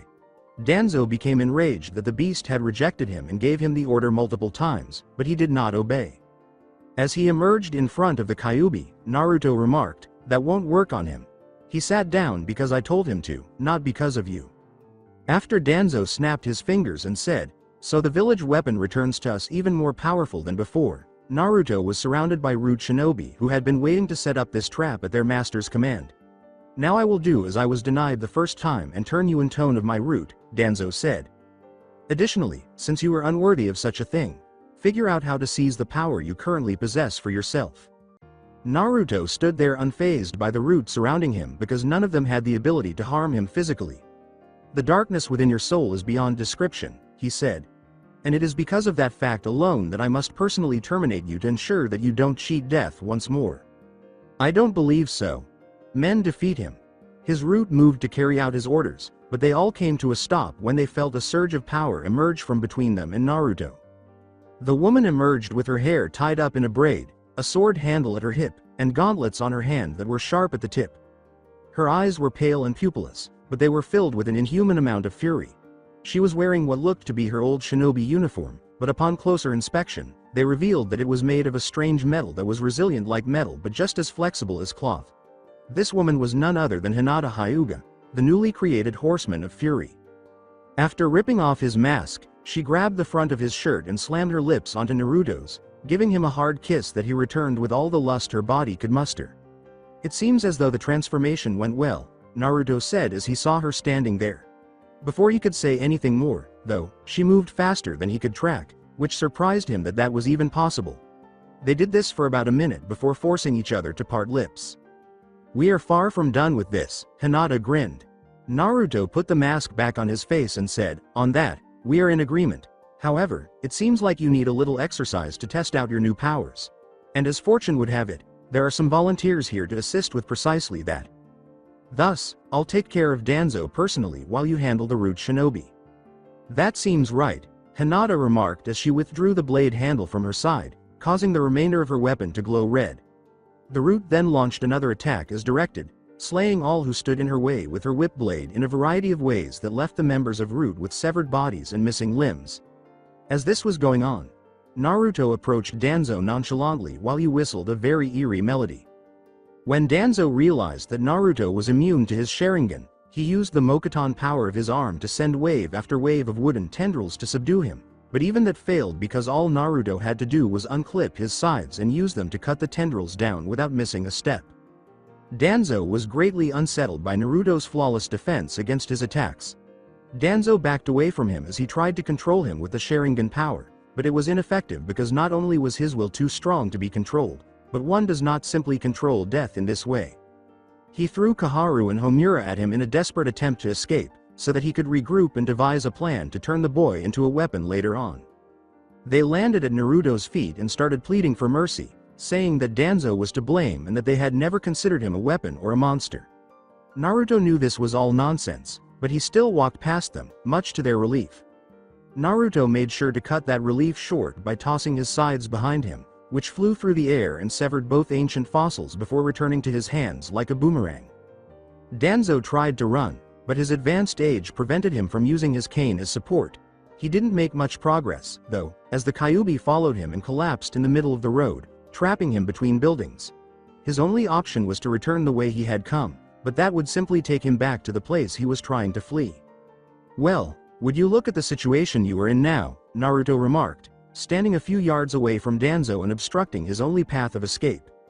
"You have gotten yourself cornered with not even a single person left to throw away so that you can live but a few more seconds. You see, the issue with that kind of thinking is that eventually you run out of pawns, and then what do you do?"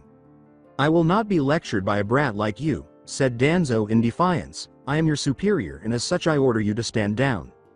Naruto pointed at him and said, "See, this is why I have to deal with you directly. Your soul is among the darkest to have ever existed.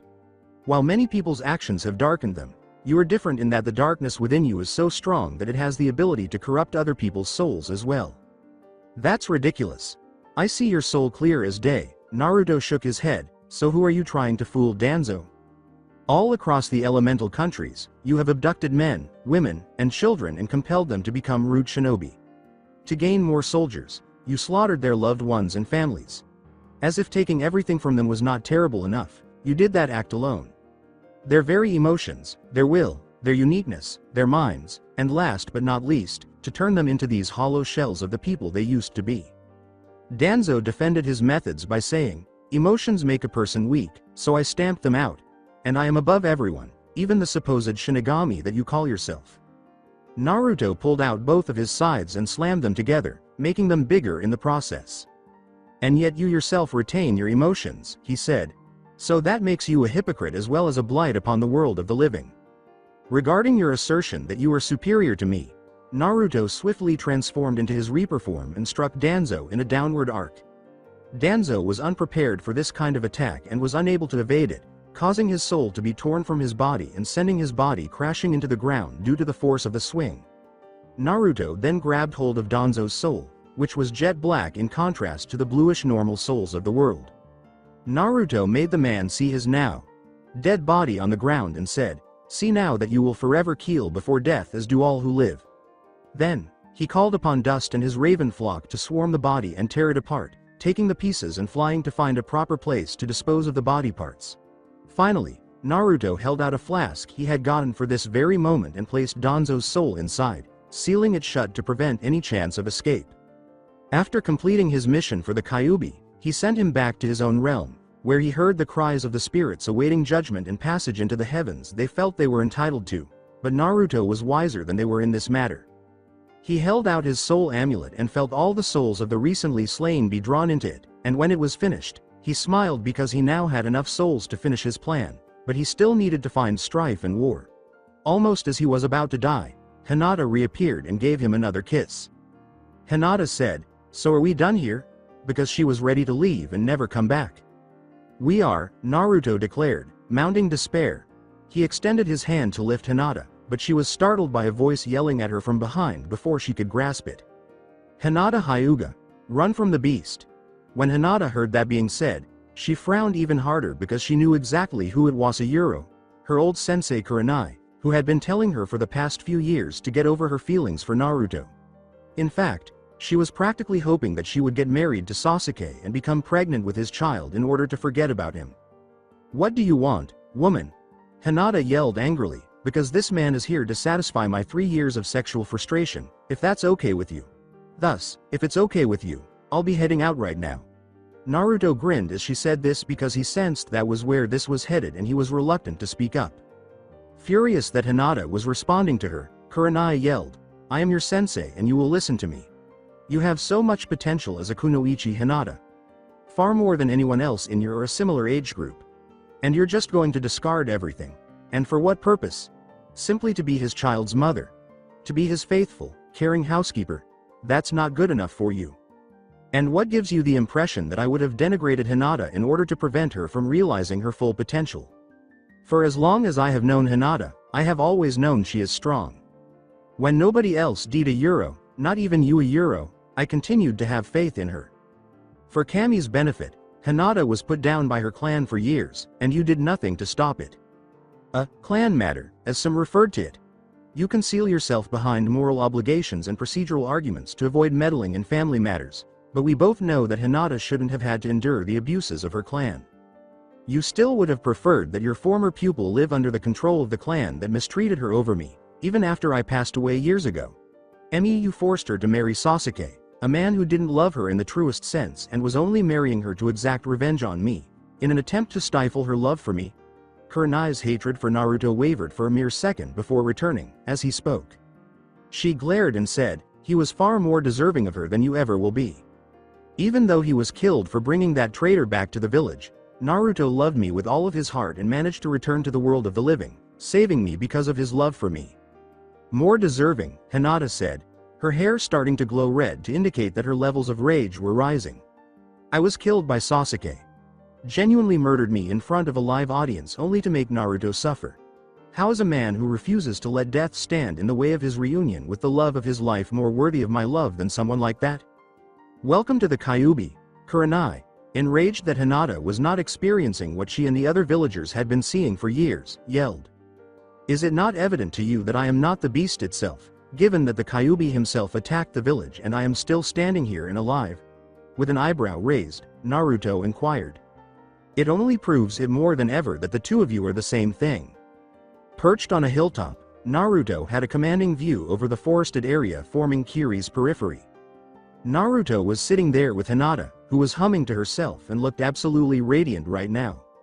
She wasn't even slightly exaggerating when she told Kurenai that she had to work through 3 years of sexual frustration because she had spent days on end with Naruto in his bed. He didn't have to stop at all because of his inhuman endurance, and he made sure she was cross-eyed and sticking her tongue out by the time he was finished with her. 3 months had passed since his arrival at Konoha, which left the village in such disarray that a third of it had been destroyed. Furthermore, Naruto had been busy exploring the remainder of the enormous region that comprised the land of the dead, while Hinata was trapped in bed, unconscious from a sexual coma.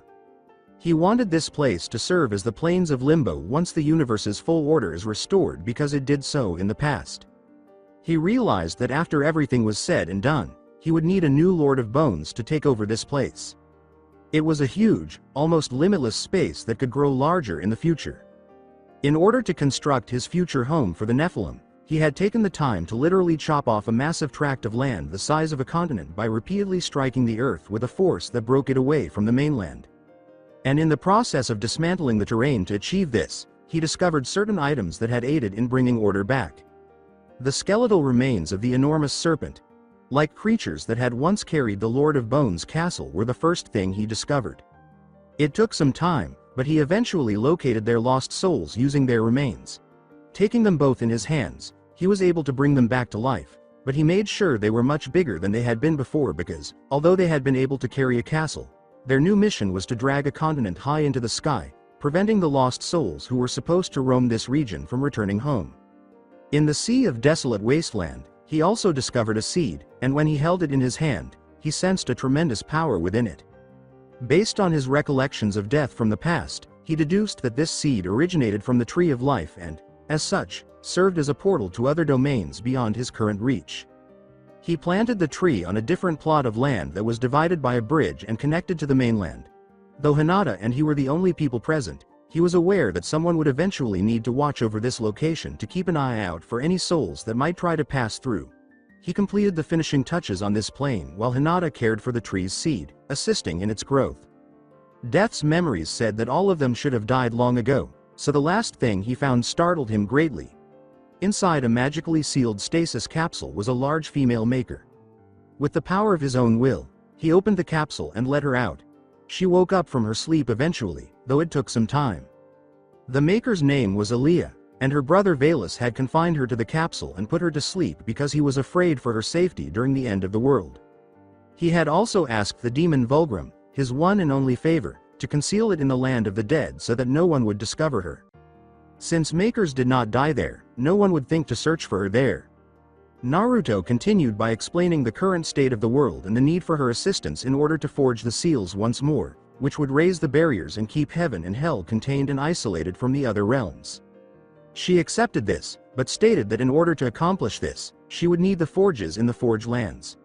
He simply grinned and told her that she would be able to get there in due course, but in the interim he asked her if she could assist in constructing dwellings for his people. She just chuckled, assured him that the task was simple, and started working on it. Naruto had taken the time to transform the souls he had gathered from the Uchiha clan and the people of Konoha into spiritual energy with that of a Nephilim, even as she started to construct what would eventually become his people's home. He heard their cries of fury as he destroyed their souls to create the energy, believing they should have a special place in heaven because of how they had treated the demon when they were younger. He eventually succeeded in fully resurrecting his clan into the newest generation of Nephilim themselves, though it took some time to accomplish. Even though they lacked the power bestowed upon them by the Charred Council, which was transferred from their weapons to the newest Horsemen, they were still more powerful than they had been when they were still alive. Once the procedure was completed and the soul amulet's purpose was achieved, it broke. Even in their current state, they were all content to be alive once more. Kushina, his mother, emerged from the throng and embraced her son with all her love, tears streaming from her eyes. All Naruto had done was give her a hug in return, tears welling up in his eyes. After exchanging pleasantries, they assisted Aaliyah in designing their houses. As they worked, Naruto returned Hinata to the realm of man following yet another intense sexual encounter, so they could wait for the impending conclusion of the battle. To help the rebels put an end to this civil war once and for all, he had Dust keep a careful watch on things. He also carefully left important information and even a complicated seal to prevent their leader from using the power of the Biju he held. And there he was, waiting for the end, on the hill. The rebels benefited from his assistance, and although he would have preferred to assist them directly in remembrance of his longtime friend Haku, he still had obligations to fulfill in order to keep things in balance. There were numerous casualties on both sides of the protracted, violent conflict. And while Naruto sat there, Hinata's and the deceased's souls streamed to him for judgment. The deserving went up to heaven, while the undeserving were thrown down into the blazing abyss. However, those who had enough light in them to have a chance at redemption were sent to the afterlife to start their atonement journey in the realm of the dead. After a protracted wait, the civil war eventually came to an end and Naruto finally obtained the soul he had been seeking. As the soul firmly took on the form of a human, Naruto exclaimed, "So we meet at last." The soul, trying to make sense of everything, rubbed its head and asked, "Where am I?" "You are dead, Yagura," said Naruto, "and you are nothing more than a spirit now. Your actions have caused many lives to suffer, and as it stands your soul is darkened by your deeds. As you are now, your soul would be sent to the depths of hell." "But what I did was not my fault," Yagura said, his face worried because he did not want to suffer forever for something he had not chosen to do. "I was brainwashed into doing what I did. That person made me into a monster that so many people hated over my life." Naruto stood calmly and said, "I believe you, but even though that may be true, your soul is still tainted. That being said, I am here to offer you another choice." "And what choice is that?" "Since you are incapable of entering heaven because of all this, my offer is to simply join me in helping to restore balance the universe. Become one of the Four Horsemen alongside myself and my wife to save yourself from a fate you do not deserve." Yagura raised an eyebrow, asking, "What are the Horsemen?" since he had never heard of such a thing before. "There is much history to tell you," said Naruto with a bit of a sigh, since it would take a while to explain it to him, "but for the moment all you really need to know is that long ago there were 4 horsemen that helped to maintain balance. One was the embodiment of death, and that is what I became when I died. There was Fury, who my wife has taken the title when she passed on. There was war as well as strife. You were forced to start a war against those with bloodlines. As such, I believe you are perfect for the role as war." "You would offer me such power?" "I would," declared Naruto, extending the gauntlet that War had worn during his lifetime to Yagura. "Will you join us, brother?" Yagura accepted the gauntlet that was extended to him, grabbing it with both of his hands due to its considerable size. He could feel the power concealed within it as he held it. Recollections of the war and his efforts to disprove his guilt to the dishonest Charred Council. Yagura gave it a lot of thought as to whether or not he deserved such power, but the answer was that he would either burn in hell for all eternity. So, having made up his mind, he put the gauntlet on his hand and cried out in agony as his very soul hardened. It took a few minutes, but at the end he was back to life wearing an armor that resembled War's from before, but smaller for his small stature. Even the sword Chaos Eater materialized in his hands when he extended his hand. Before slinging it onto his back, he gave it a quick spin to get a feel for it. When Yagura let out a whistle, his horse Ruin burst into crimson flames from the earth. Yagura thanked Naruto for giving him this alternative option before mounting and spurring his horse through a portal to his new home. Konoha. The village had been in total despair following the second attack by the Kyuubi for the previous 3 months. Restoring the damage caused by the Kyuubi's release had taken the entire 3 months. If they had allies to help them with supplies, the process wouldn't have taken as long as it did, but it was made much slower than it needed to be. Now that the village had been restored to its pre-attack state, the leaders of the village convened in the meeting room to deliberate on the next course of action. Since he had long supported their brutal and immoral acts, the Fire Daimyo had assisted them in mending the harm done to the village. When the time came for him to lawfully obtain everything that belonged to Naruto, he would be able to take everything of value that the former Jinchuriki had promised to bring to heel. In contrast to the previous Fire Daimyo, this one did not think that any Jinchuriki should be classified as humans, and the same was true for any other form of them. This included the changes that Naruto had undergone since his execution, which the daimyo had approved after learning that the plan was failing and that Naruto was growing too powerful for him to manage.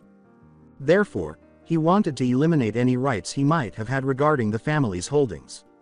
He had to wait 3 years to be able to lawfully take their former country and the riches that had accrued interest over the years in the Fire Country's bank in the capital, even though his shinobi village lost its weaponry against the others.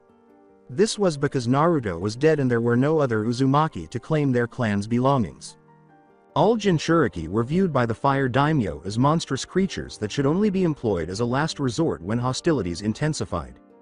Up until that point, a shinobi village could do whatever they pleased with the Jinchuriki as long as it didn't involve betraying him or usurping his authority over the entire nation he ruled.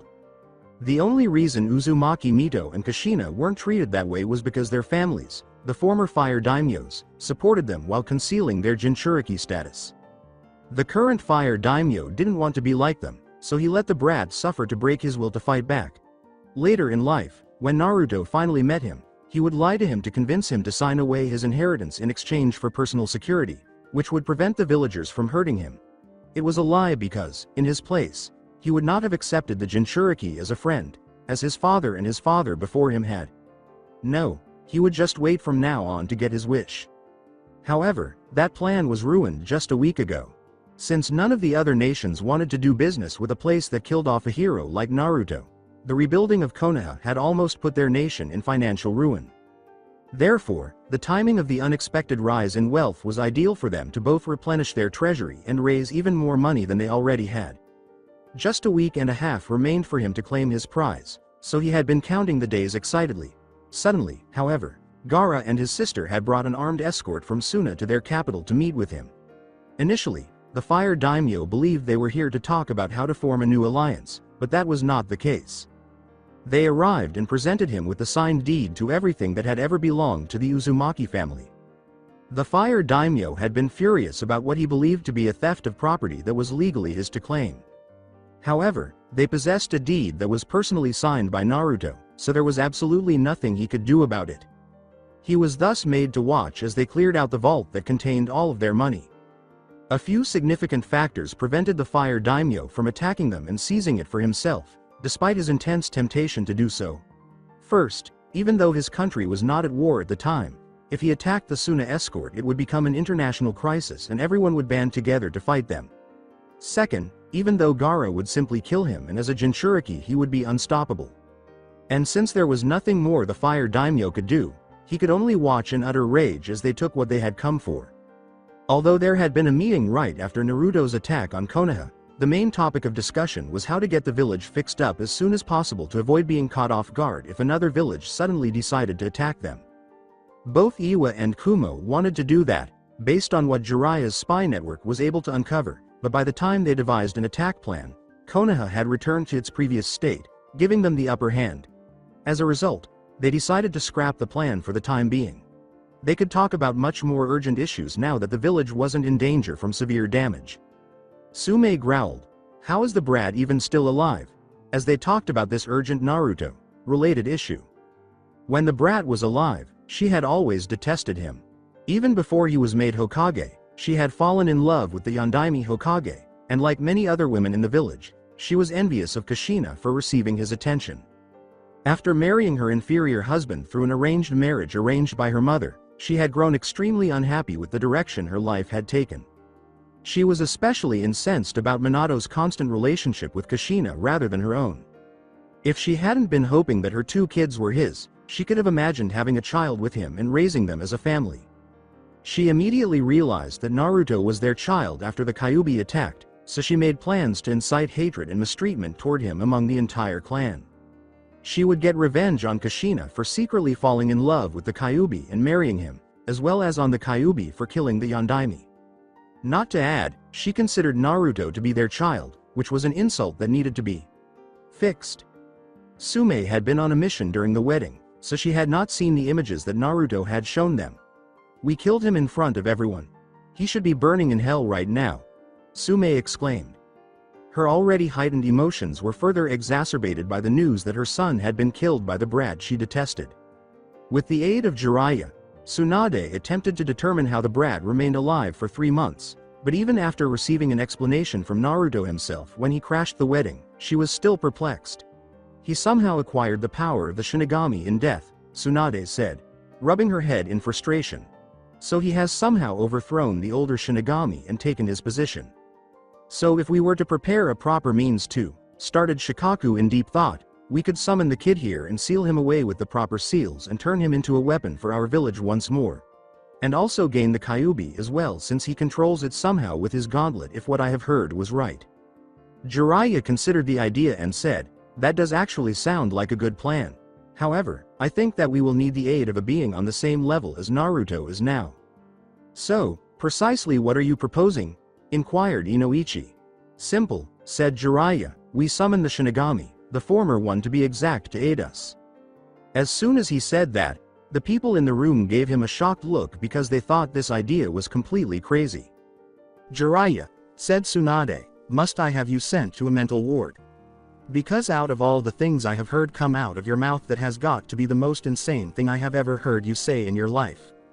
"I'm not as crazy as you think I am," said Jiraiya as he shook his head, "but think about it fully. If Naruto somehow took the mantle as Shinigami, then that means the former one will more than likely be pissed that his power was taken from him and would appreciate the assist to knock Naruto down a peg or two. So I say we summon him and offer our assistance on the issue." Choza finally entered the conversation, saying, "But summoning the Shinigami requires the soul of a living person. So who would be willing to sacrifice themselves to summon the deity?" Jiraiya said, "That is easy. We will use Sasuke for the sacrifice." He had a serious expression on his face. In defiance of what was being said, Sasuke stood up and yelled, "To hell you will." Since their Jinchuriki was dead and gone, the village needed the Sharingan in the village more than ever, so when Naruto had returned him years earlier, they had done everything in their power to placate him and prevent him from considering trying to defect again. In addition to the arranged marriage to Hinata, they had given him a seat as the head of the Uchiha clan despite the fact that he was the only one in the village. They all knew that Sasuke was marrying her despite Naruto rather than out of love, but they didn't give a damn about how she felt about it.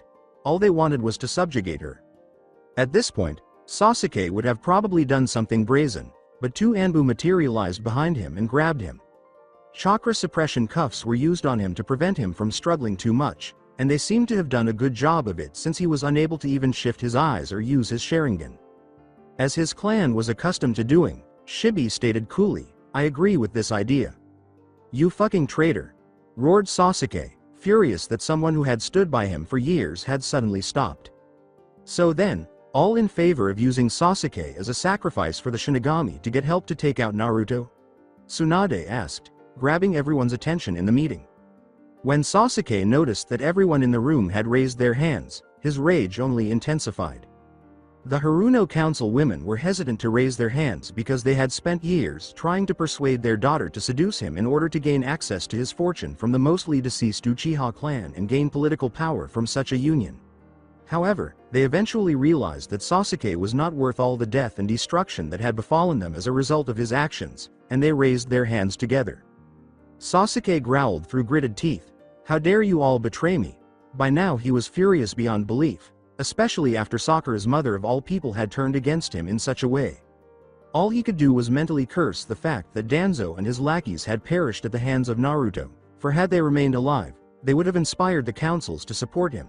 However, he was now alone and out of control of the situation if they hadn't come to his aid.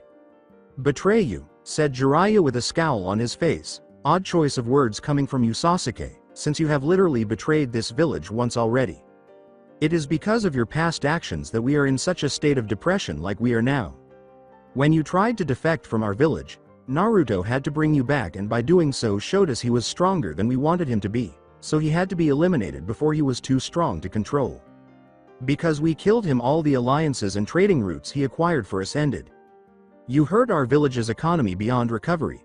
But to make it all worse was the fact that we forgave you because of those eyes of yours which were meant to strengthen our village but in the end did nothing.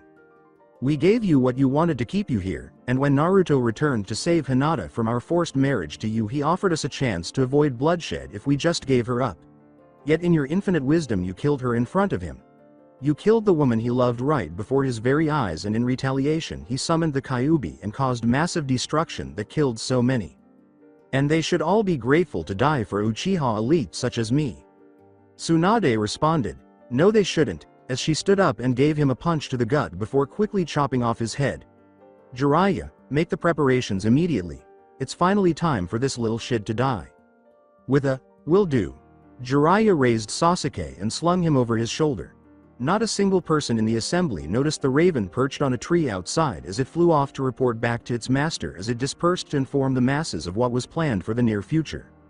The Dead's Land, Naruto had recently completed building his ideal home, complete with soundproof walls because his clan had been complaining about Hinata's incessant screams from the sex she practically demanded from him. While they were pleased that their clan member was seeing a woman they loved, they became enraged when their late night fights kept them awake at night. Because he wasn't an asshole, he complied with them. He was currently in the garden area behind his house, hanging up a Vulgrim totem. Naruto was astonished to discover that Hinata possessed a unique ability to interact with nature, which was further enhanced by her metamorphosis into a horseman. She was the reason the Tree of Life took root and started to grow more quickly than it usually would have. She was also the reason their continent flourished with greenery and took on a more alive appearance, despite having been taken from the land of the dead. While looking around the land of the dead for anything more that could be useful to him, Naruto had discovered one of these totems. While Vulgrim was still a soul trader and there were plenty of stupid mortals who bargained them to fulfill their self-serving desires, Naruto was essentially the Shinigami of this world as the Horseman of Death. Therefore, having access to Vulgrim was always a good idea for any eventuality that might arise.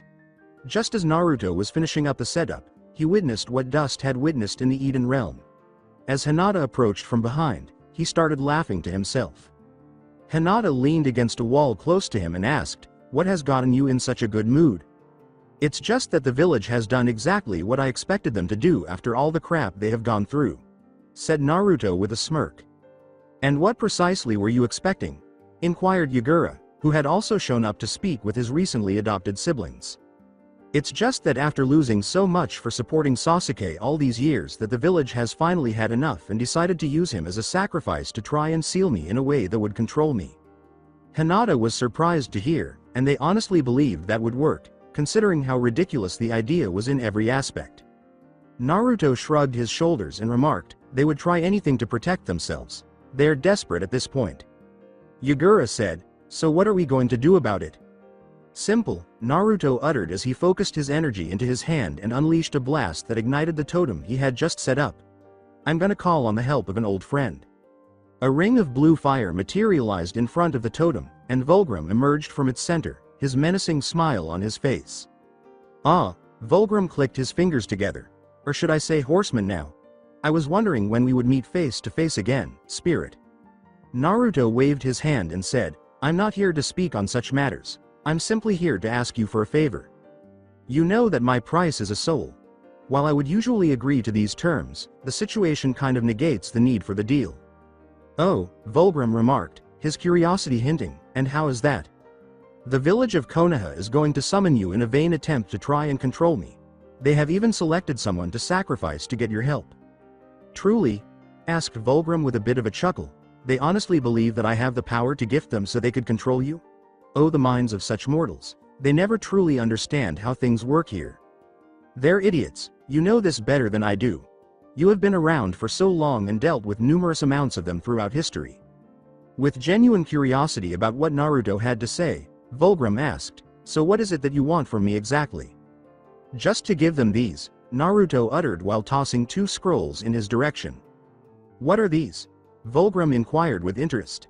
Naruto grinned and said, "Those are 2 seals I made since I knew they would try this route at some point. The first one will lightly bind me so they will believe I am under their power when it appears that I can't move of my own volition. The second seal is essential the means to summon me since the usual way of summoning the Shinigami calls you and not me. Offer them these and get another soul out of it since you were giving them 2 things." "Well," mused Vulgrim, acknowledging that Naruto had given him a great opportunity, "you make a valid point, so I'll comply with your request. Is that all you ask of me?" Naruto replied, "Yes, it is," and he started to move away. Vulgrim said, "Then I bid you goodbye until we meet again," disappearing in the same way that he had appeared. He disappeared and the flames went out instantly. Yagura asked, "So what are we going to do now?" as they trailed behind him. "Easy," declared Naruto, "we are going to enlist the last horseman to join us," as he unlocked a portal to the world of Eden. Hinata asked as she headed for the portal to follow Naruto, "So who will be the person to take up the mantle of strife?" "Everything went according to plan," grinned Naruto as they passed through and the portal shut. Aim. While all of this was going on, the remaining Akatsuki members were getting together to plan their next course of action. They were dealing with a serious problem when they realized that all 9 Biju were required to carry out their plan. Despite this, they attempted to comprehend and absorb the fact that Naruto, who was still alive despite all reports to the contrary, had arrived and taken 2 of them. And now that the rebels had triumphed, they would be able to recover in a year or 2, so the Mizukage was killed sooner than they had intended. The members that were still there were debating the best course of action, with the majority of them suggesting that they track down Naruto and use force to seize any Biju he may have. While some agreed, they believed that before attempting to attack Naruto as a group, they should first apprehend the others. However, a portal materialized in front of them before they could reach any kind of agreement, and 3 figures Sayuro. Among them the person they were discussing, Gayuro, came out of it. Naruto stood there with his arms folded across his chest, watching as Hinata and Yagura prepared for battle and held their weapons ready. "So this is where you have all hidden yourselves away from the world," Naruto said. After all, these were all S-ranked shinobi, so it was wise to exercise caution around them. Naruto had been a Nephilim for 3 years, so he was more used to being one, but they were still acting based purely on instinct and did not completely understand that the only weapons that could harm them were those forged in heaven or hell, or demonic weapons. As the other Akatsuki members readied their weapons for battle, Pain remarked, "So you have come to fight us. You will find that we are not so easily killed." With a sigh, Naruto uttered, "Hinata, Yagura, kill the others. Their souls are too dark for any form of redemption. I'll deal with these 3. The last part of his statement was understood by Pain, Konan, and Itachi. As he took Chaos Eater out of its sheath, Yagura said, "Will do." "I'm going to love this so much," Hinata exclaimed as she withdrew the scorn hilt and observed the remainder materialize as she waved it several times. "I'll take the talking fish and the crazy priest. You take the weird-looking one and the dumbass in the shadows who doesn't think we can sense him there." "Oh," Kisame snarled as he readied his blade to strike Hinata. Any kind of fish labeled him, and he detested it. "You are so fucking dead. Your demise will satisfy Jashin," Hidan uttered while spinning his scythe around on its chain. After spinning it for a brief moment, he threw it at Hinata, who only had to slightly tilt her head to avoid it. She then grabbed the chain and dragged Hidan in her direction. Before he could act further, she turned Scorn into a full sword form and stabbed him through the chest and heart. Then she flung his body aside, blocking Kisami's blade with Scorn. It stretched and circled around Samahata, and she smirked. Kisame, who had never seen a blade like hers in his life, exclaimed, "What the hell is this?" Like his blade, it seemed to have a mind of its own. "A tool that surpasses your comprehension," grinned Hinata while channeling enchanted energy through it. Samahata felt the Scorn tightening grip until it was cracking audibly. "What is happening?" Pain exists in Samahata, literally screaming out of agony. "What kind of weapon is that?" As he deflected another blow from Hinata and took a kick to the ribs that sent him flying back quite a distance, Kisame thought to himself. He quickly regained his balance and attempted to slash at her again, but Hinata had had enough and grasped the blade with her bare hand. She plucked it from Kisami's hand with such force that she tore it off. Then Scorn changed into the mallet form, bringing it down forcefully on the blade. The force of the blow caused Samahata to shatter into hundreds of pieces, leaving Kisame with nothing to do but cry out in protest. He would have taken a different action, but Hinata took advantage of his disbelief at losing his blade in this way to change the form of her weapon into a lance once more and stabbed him in the chest. Lightning struck through it and electrocuted his internal organs, as if that wasn't enough to kill him. Before Hinata summoned a fireball to burn Kisami's body to ash, he passed away with an extremely agonized expression on his face. After wiping the new blood from her blade with her blade a few times, Hinata was about to put it away when she was suddenly attacked with a 3-bladed scythe once more. She was shocked to see the priest standing there, looking pissed off that his weapon had done her no physical harm at all, since she had assumed she had already taken care of him.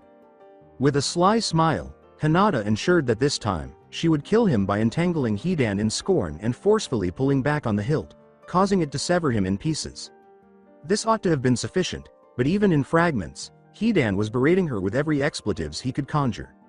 Hinata should not be alive at all, so to say he was shocked would be an enormous understatement. However, she now drew her eyes closer to see that he was still breathing. One of the main benefits of being a Nephilim was that she retained all the powers inherited from her lineage, but her eyes were stronger and could see objects like the ones she did now. Hidan was able to see the tiny impish demon that was feeding him life because she was tainted with the demonic energy that was sustaining him. It seems that Jashin, the god, was this person. Hinata had learned from Naruto that demons enjoyed shedding blood because they were strengthened by contracts such as the one he had with Hidan. Jashin burst into goo from a simple concentrated magical energy burst directed towards him. At last, Hidan gave in to his injuries and passed away. Yagura was finding it as easy as Hinata to fight. Zetsu had attempted to hide, so he had a little difficulty fighting him, but Yagura literally punched through the floor, grabbed the plant man by the head, and pulled him up. Yagura became enraged and pulled out his crossblade, tossing it above him as the dark side of him quickly crawled up his arm in an attempt to cover him. Zetsu was blasted off of him by the winds that shot out from it spinning. When it attempted to flee and reunite with the other half, Yagura launched an abyssal chain that killed Kaguya's will by piercing it through the head. After dragging the body over to him and slicing it in half, Yagura lunged in Kakuzu's direction. Using their tendrils to hold Yagura down, the man expelled 4 of his hearts. Yagura became enraged once more and used his abyssal form to destroy the 4 hearts that contained him. Subsequently, he conjured up Harvester, the initial scythe from death, and hurled it. It whirled through the air, still hitting Zetsu's white side, and aimed for Kakuzu. Zetsu easily avoided the scythe, but the Chaos Eater decapitated him shortly after. Though Kakuzu initially succeeded in dodging the weapon thrown at him, he was unaware of the void portal that Yagura had opened up both above and behind him. Kakazu was killed when his weapon entered one portal and exited the one above him, slicing him in half and rupturing his last remaining heart.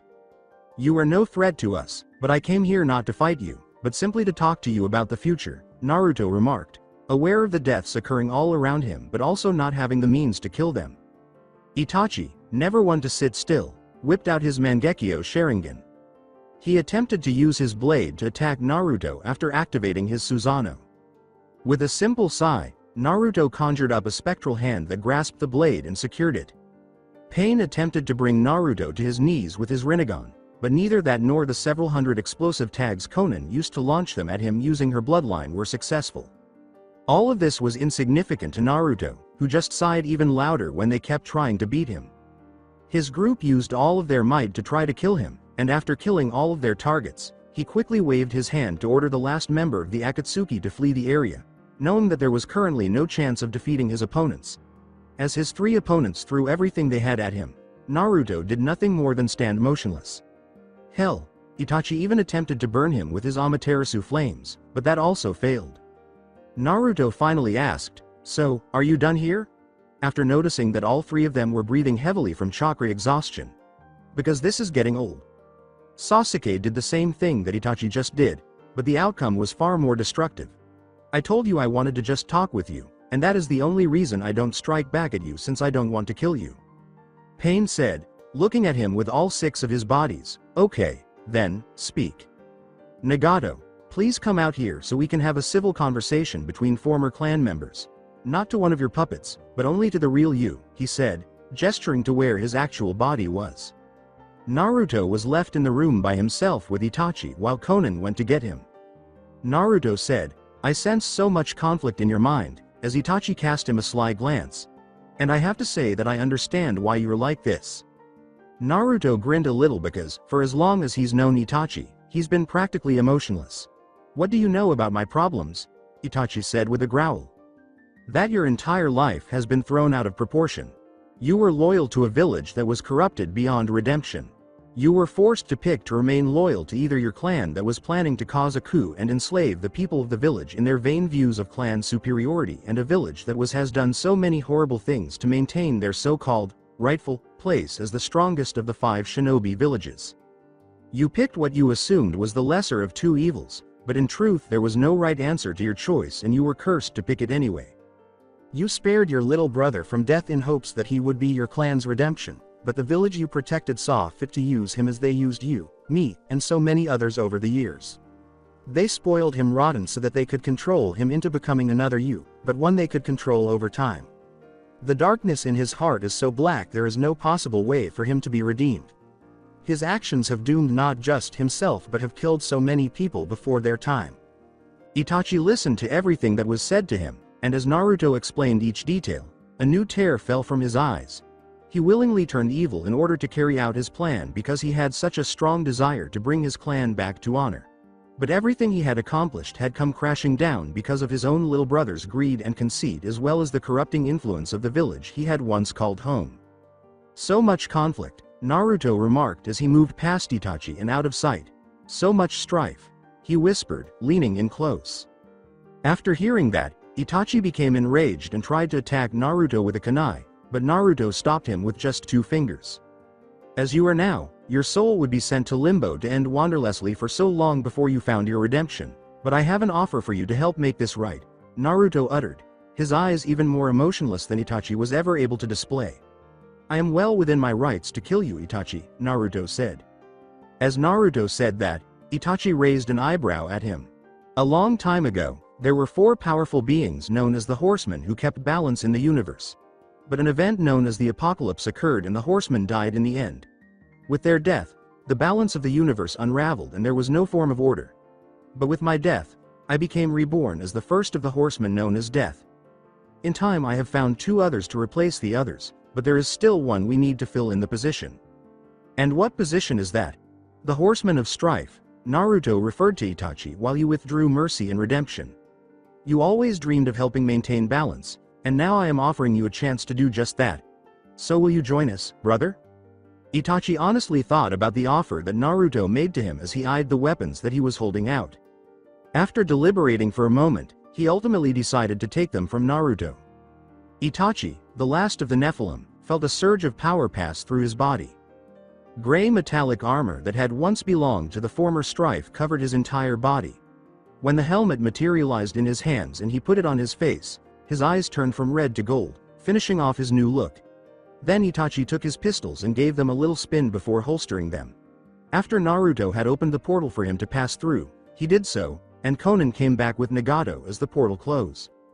Seeing that Naruto was the only person still in the room, Nagato weakly inquired, "Where did Itachi go?" "He took up an offer I gave him," said Naruto as he smiled, and with him doing so helped to set the balance in order. "But that is not of your concern, Nagato." Nagato asked, genuinely curious about what he wanted from him. "Then what exactly is it that you have come to talk with me about?"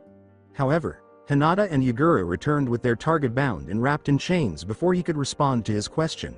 It was none other than Obito Uchiha, the man they had bound. He cried out, "Unhand me this instant," as he made an effort to escape the restraints that held him. Obito Uchiha, Naruto scowled, staring at the man whose deeds years ago brought him to this terrible life. Because of the way he attacked his parents, Obito lost true guardians and was left in the hands of people who either hated him for what was inside of him or were only interested in using him as a weapon. "You have caused me to live a life of hell that words lack the means of explaining." With a scowl at Naruto, Obito growled, "And I would do it all again because I would do anything to have my Rin back. You see, I hate you with every fiber of my being for the fact that your actions caused me to suffer for so long in life, and I would like nothing more than to end your life right here and now. But I'm not going to, since to be honest I should thank you." Obito looked at Naruto a little confused when he said the last line because it was not what he was expecting to hear in this particular circumstance. "Because I suffered as I did and died when I did. I was reborn into what you see before you with the power to fix the balance of this world. And it is with this power that I am able to see your very soul, and from what I have seen we are more alike than you could imagine. And just how in the hell could we be similar in any way? We both would do anything for the ones we love. You were willing to kill so many for yours, and I came back from death itself to save my own precious person. You have done so many terrible things in your life, but even so your soul is capable of redemption." At this, Obito's eyes widened in disbelief. He had thought that, given everything he had gone through in life, he was destined to spend all of eternity in hell, so learning that he still had hope gave him optimism for the future. "So you wish to be with your loved one once more, Obito, then seek your redemption. End this quest of yours to force everyone into an illusion just so you can be with her. Find a new path so that when you die you can ascend instead of fall. This is your one and only chance to see Rin once more, and she hopes you take it." Tears were streaming from Obito's one remaining eye, but he looked up and nodded understandingly. He was freed from his bonds and was able to stand again.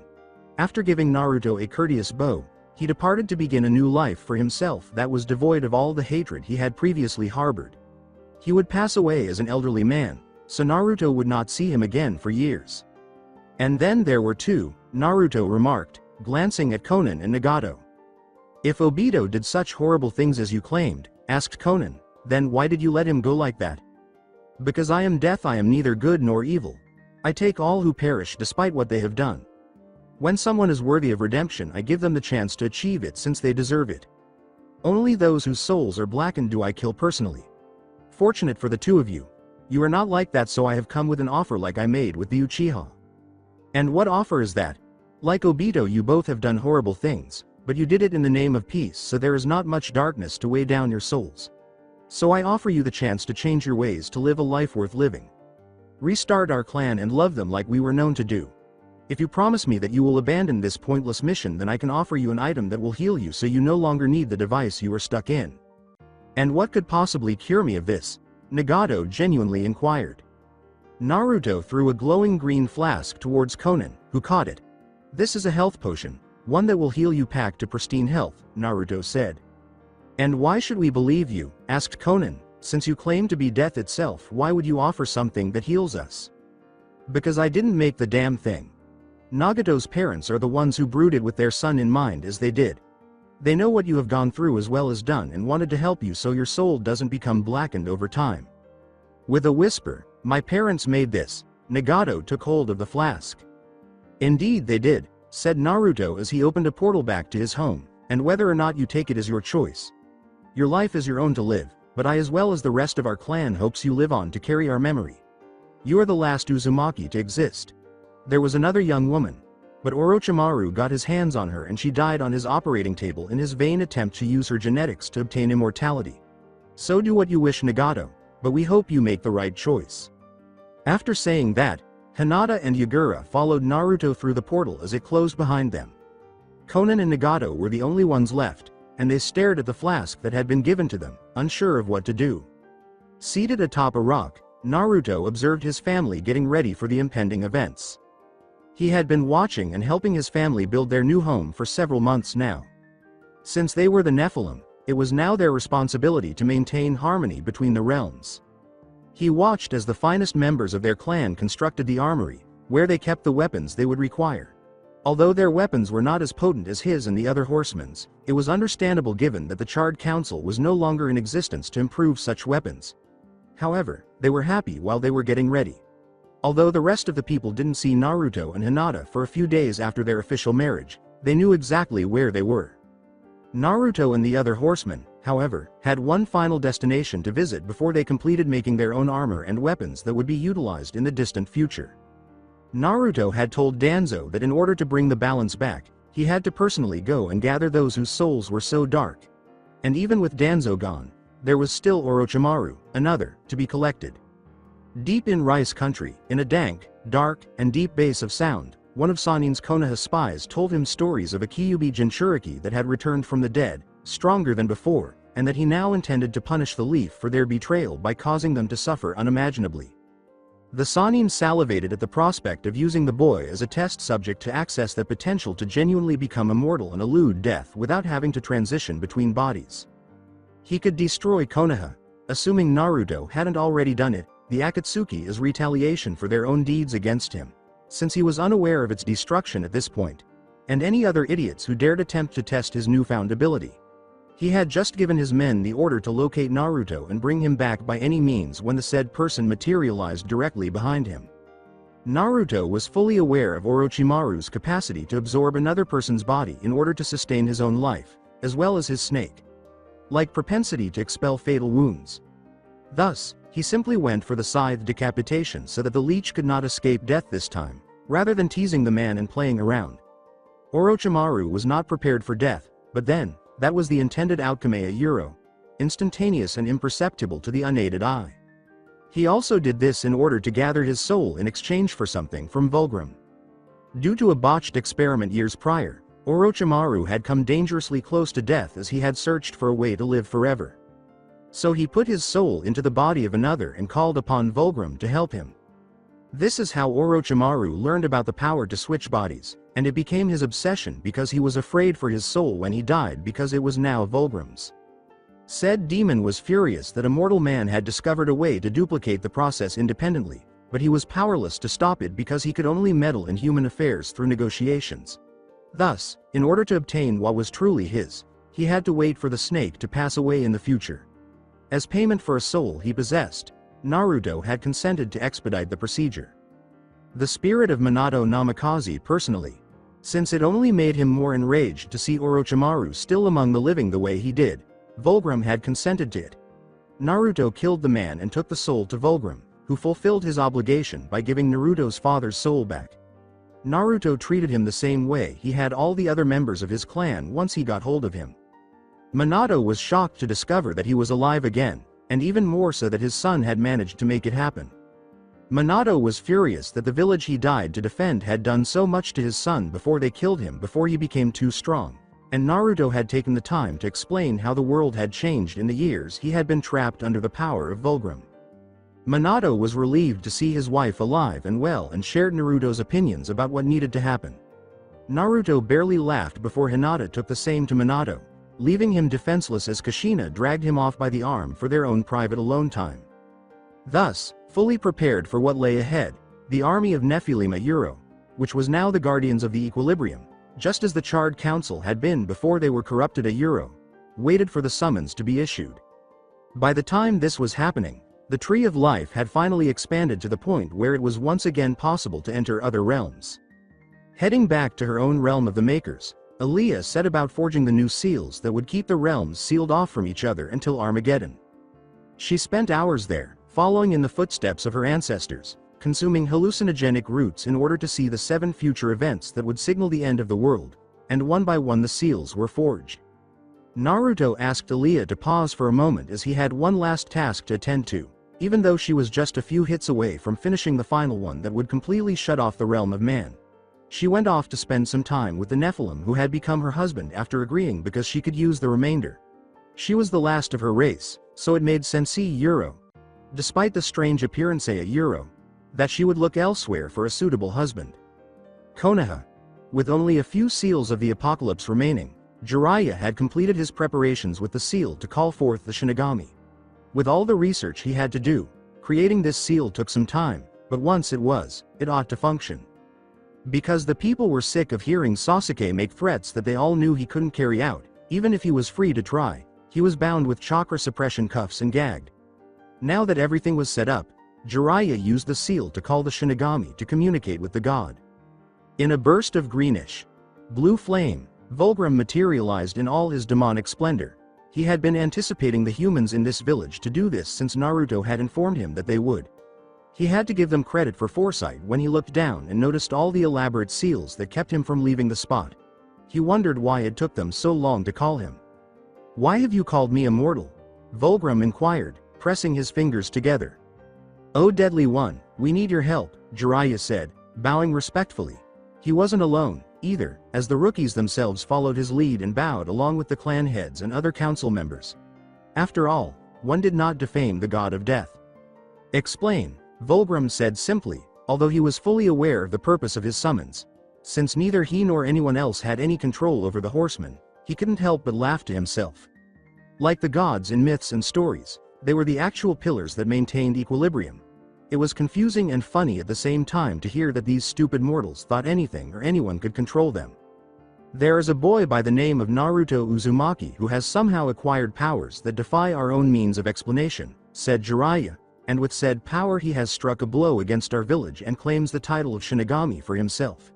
He even defied the natural order by resurrecting a dead woman, so we beseech you for aid against this boy who claims such a title for himself when it is rightfully yours." Saying, "You speak true," Vulgrim pretended to consider what he had said. "The one you speak of has become a nuisance by claiming such a title. But I have tried to deal with him personally and he has more power than I expected and I have yet to eliminate him." Jiraiya pleaded with the Shinigami, "Allow us to aid you in this," hoping the Shinigami would take notice of their scheme. "And how do you expect to aid me?" "Help us create a seal to bind him," said Jiraiya. "That way, he will no longer be your problem and he will force to serve the village that he attacked without a reason." "A seal you say?" Vulgrim uttered inadvertently once more. The fact that Jiraiya had stated that Naruto had attacked them for no apparent reason at Uro, which was the furthest thing from the truth, and he knew it at Uro, made him laugh even harder inside. Over the years, the terrible deeds this village had committed against a defenseless child had darkened their souls. As if that wasn't enough, they had even attacked Naruto upon his return in the form of a horseman. That in and of itself was the finest justification for a murder at Uro. Suicide in action. "I have but one that could do such a thing, but there is a catch to it." Without hesitation, Jiraiya said, "We can adapt and overcome whatever it is."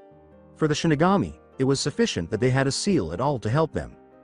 "Very well," said Vulgrim. "The price of my services is a soul. But judging by the seals you made, you already have such a thing prepared for me to take already. Yet the catch here is that I require 2 if you are to receive my help." Tsunade asked, "Why 2?" and seemed perplexed by that. "You only have the means to summon me forth, yet you need another one to summon him," Vulgrim explained. "Because the seal needed to bind him is one thing, but the seal to summon him in the first place costs extra." Those in attendance could not really argue with that line of reasoning, as they had nothing to say. They then turned to face Sasuke and wondered who else in the group they should sacrifice to the Shinigami.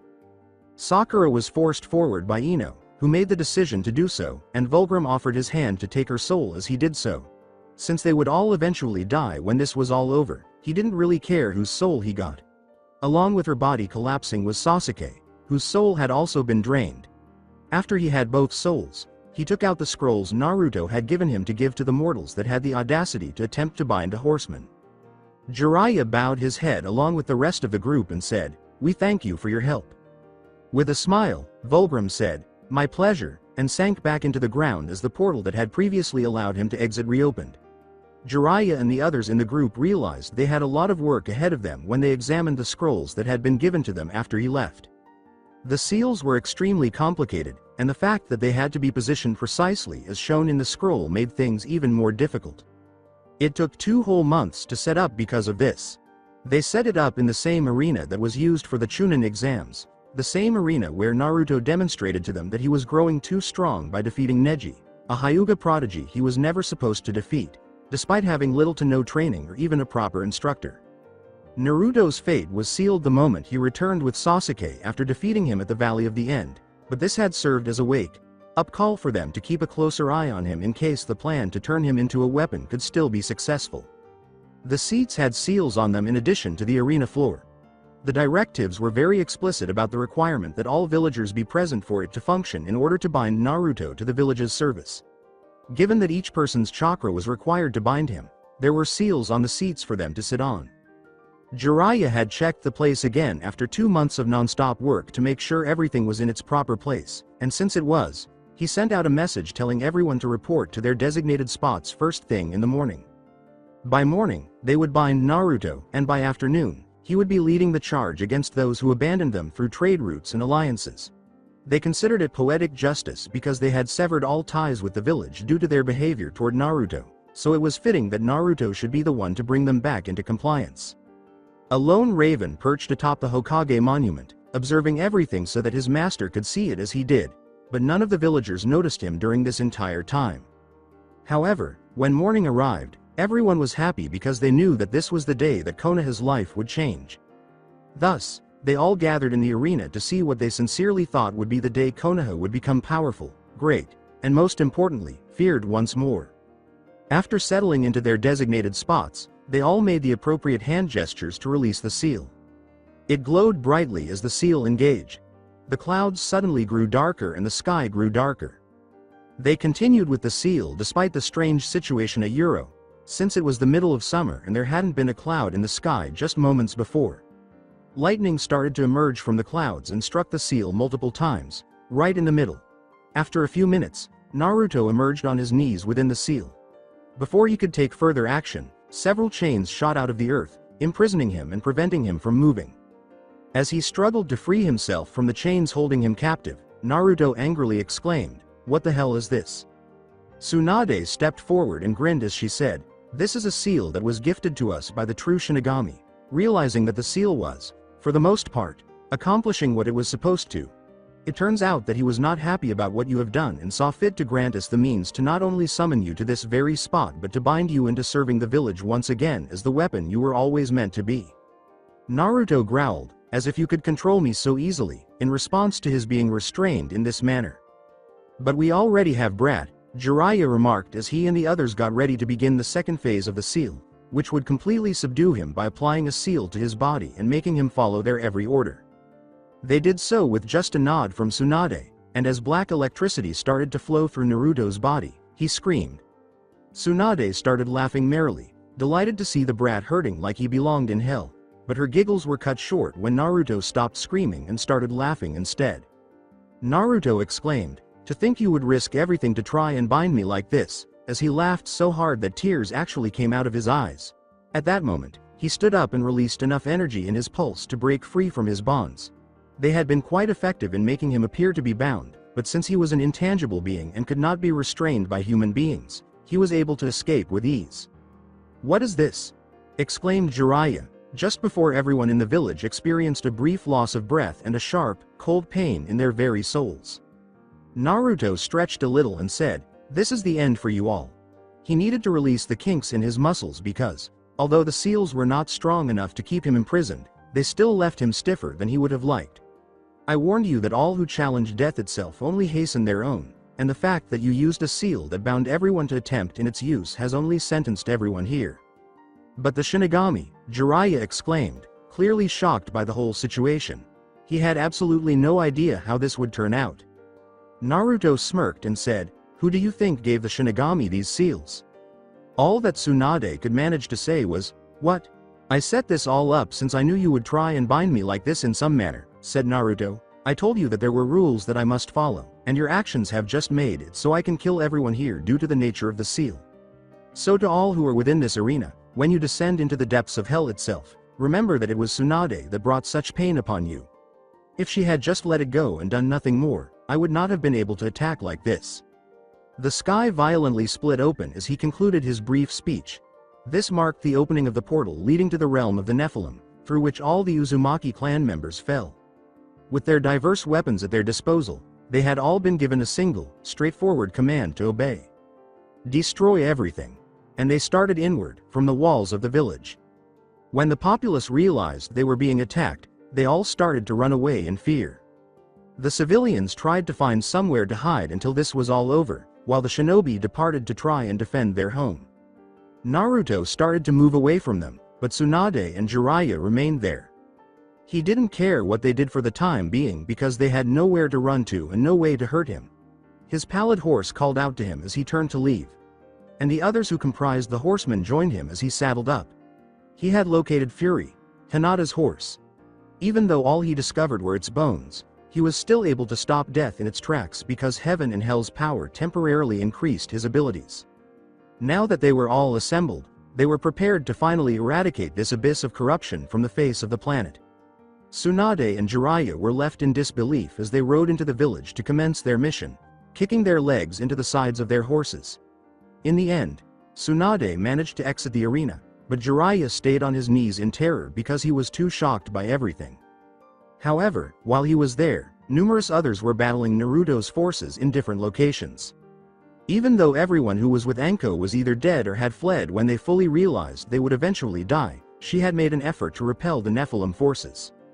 She flung snakes, kunai, and other jutsu at them, but they didn't even flinch. But they stopped when it seemed like it was all over for her. She was surrounded and unable to flee, but they were still standing there as if they were holding out for something. And just as she had anticipated, that thing soon materialized as Naruto. "Hello Anko," Naruto greeted Anko. Anko spit out, "Well, if it isn't the village weapon," with disgust. She wished with all her heart that she could do to him what she had done in the weeks before his execution. His agonized cries had been soothing to her, and she was in dire need of that right now as all she could hear were the cries of people who weren't being tortured by her directly.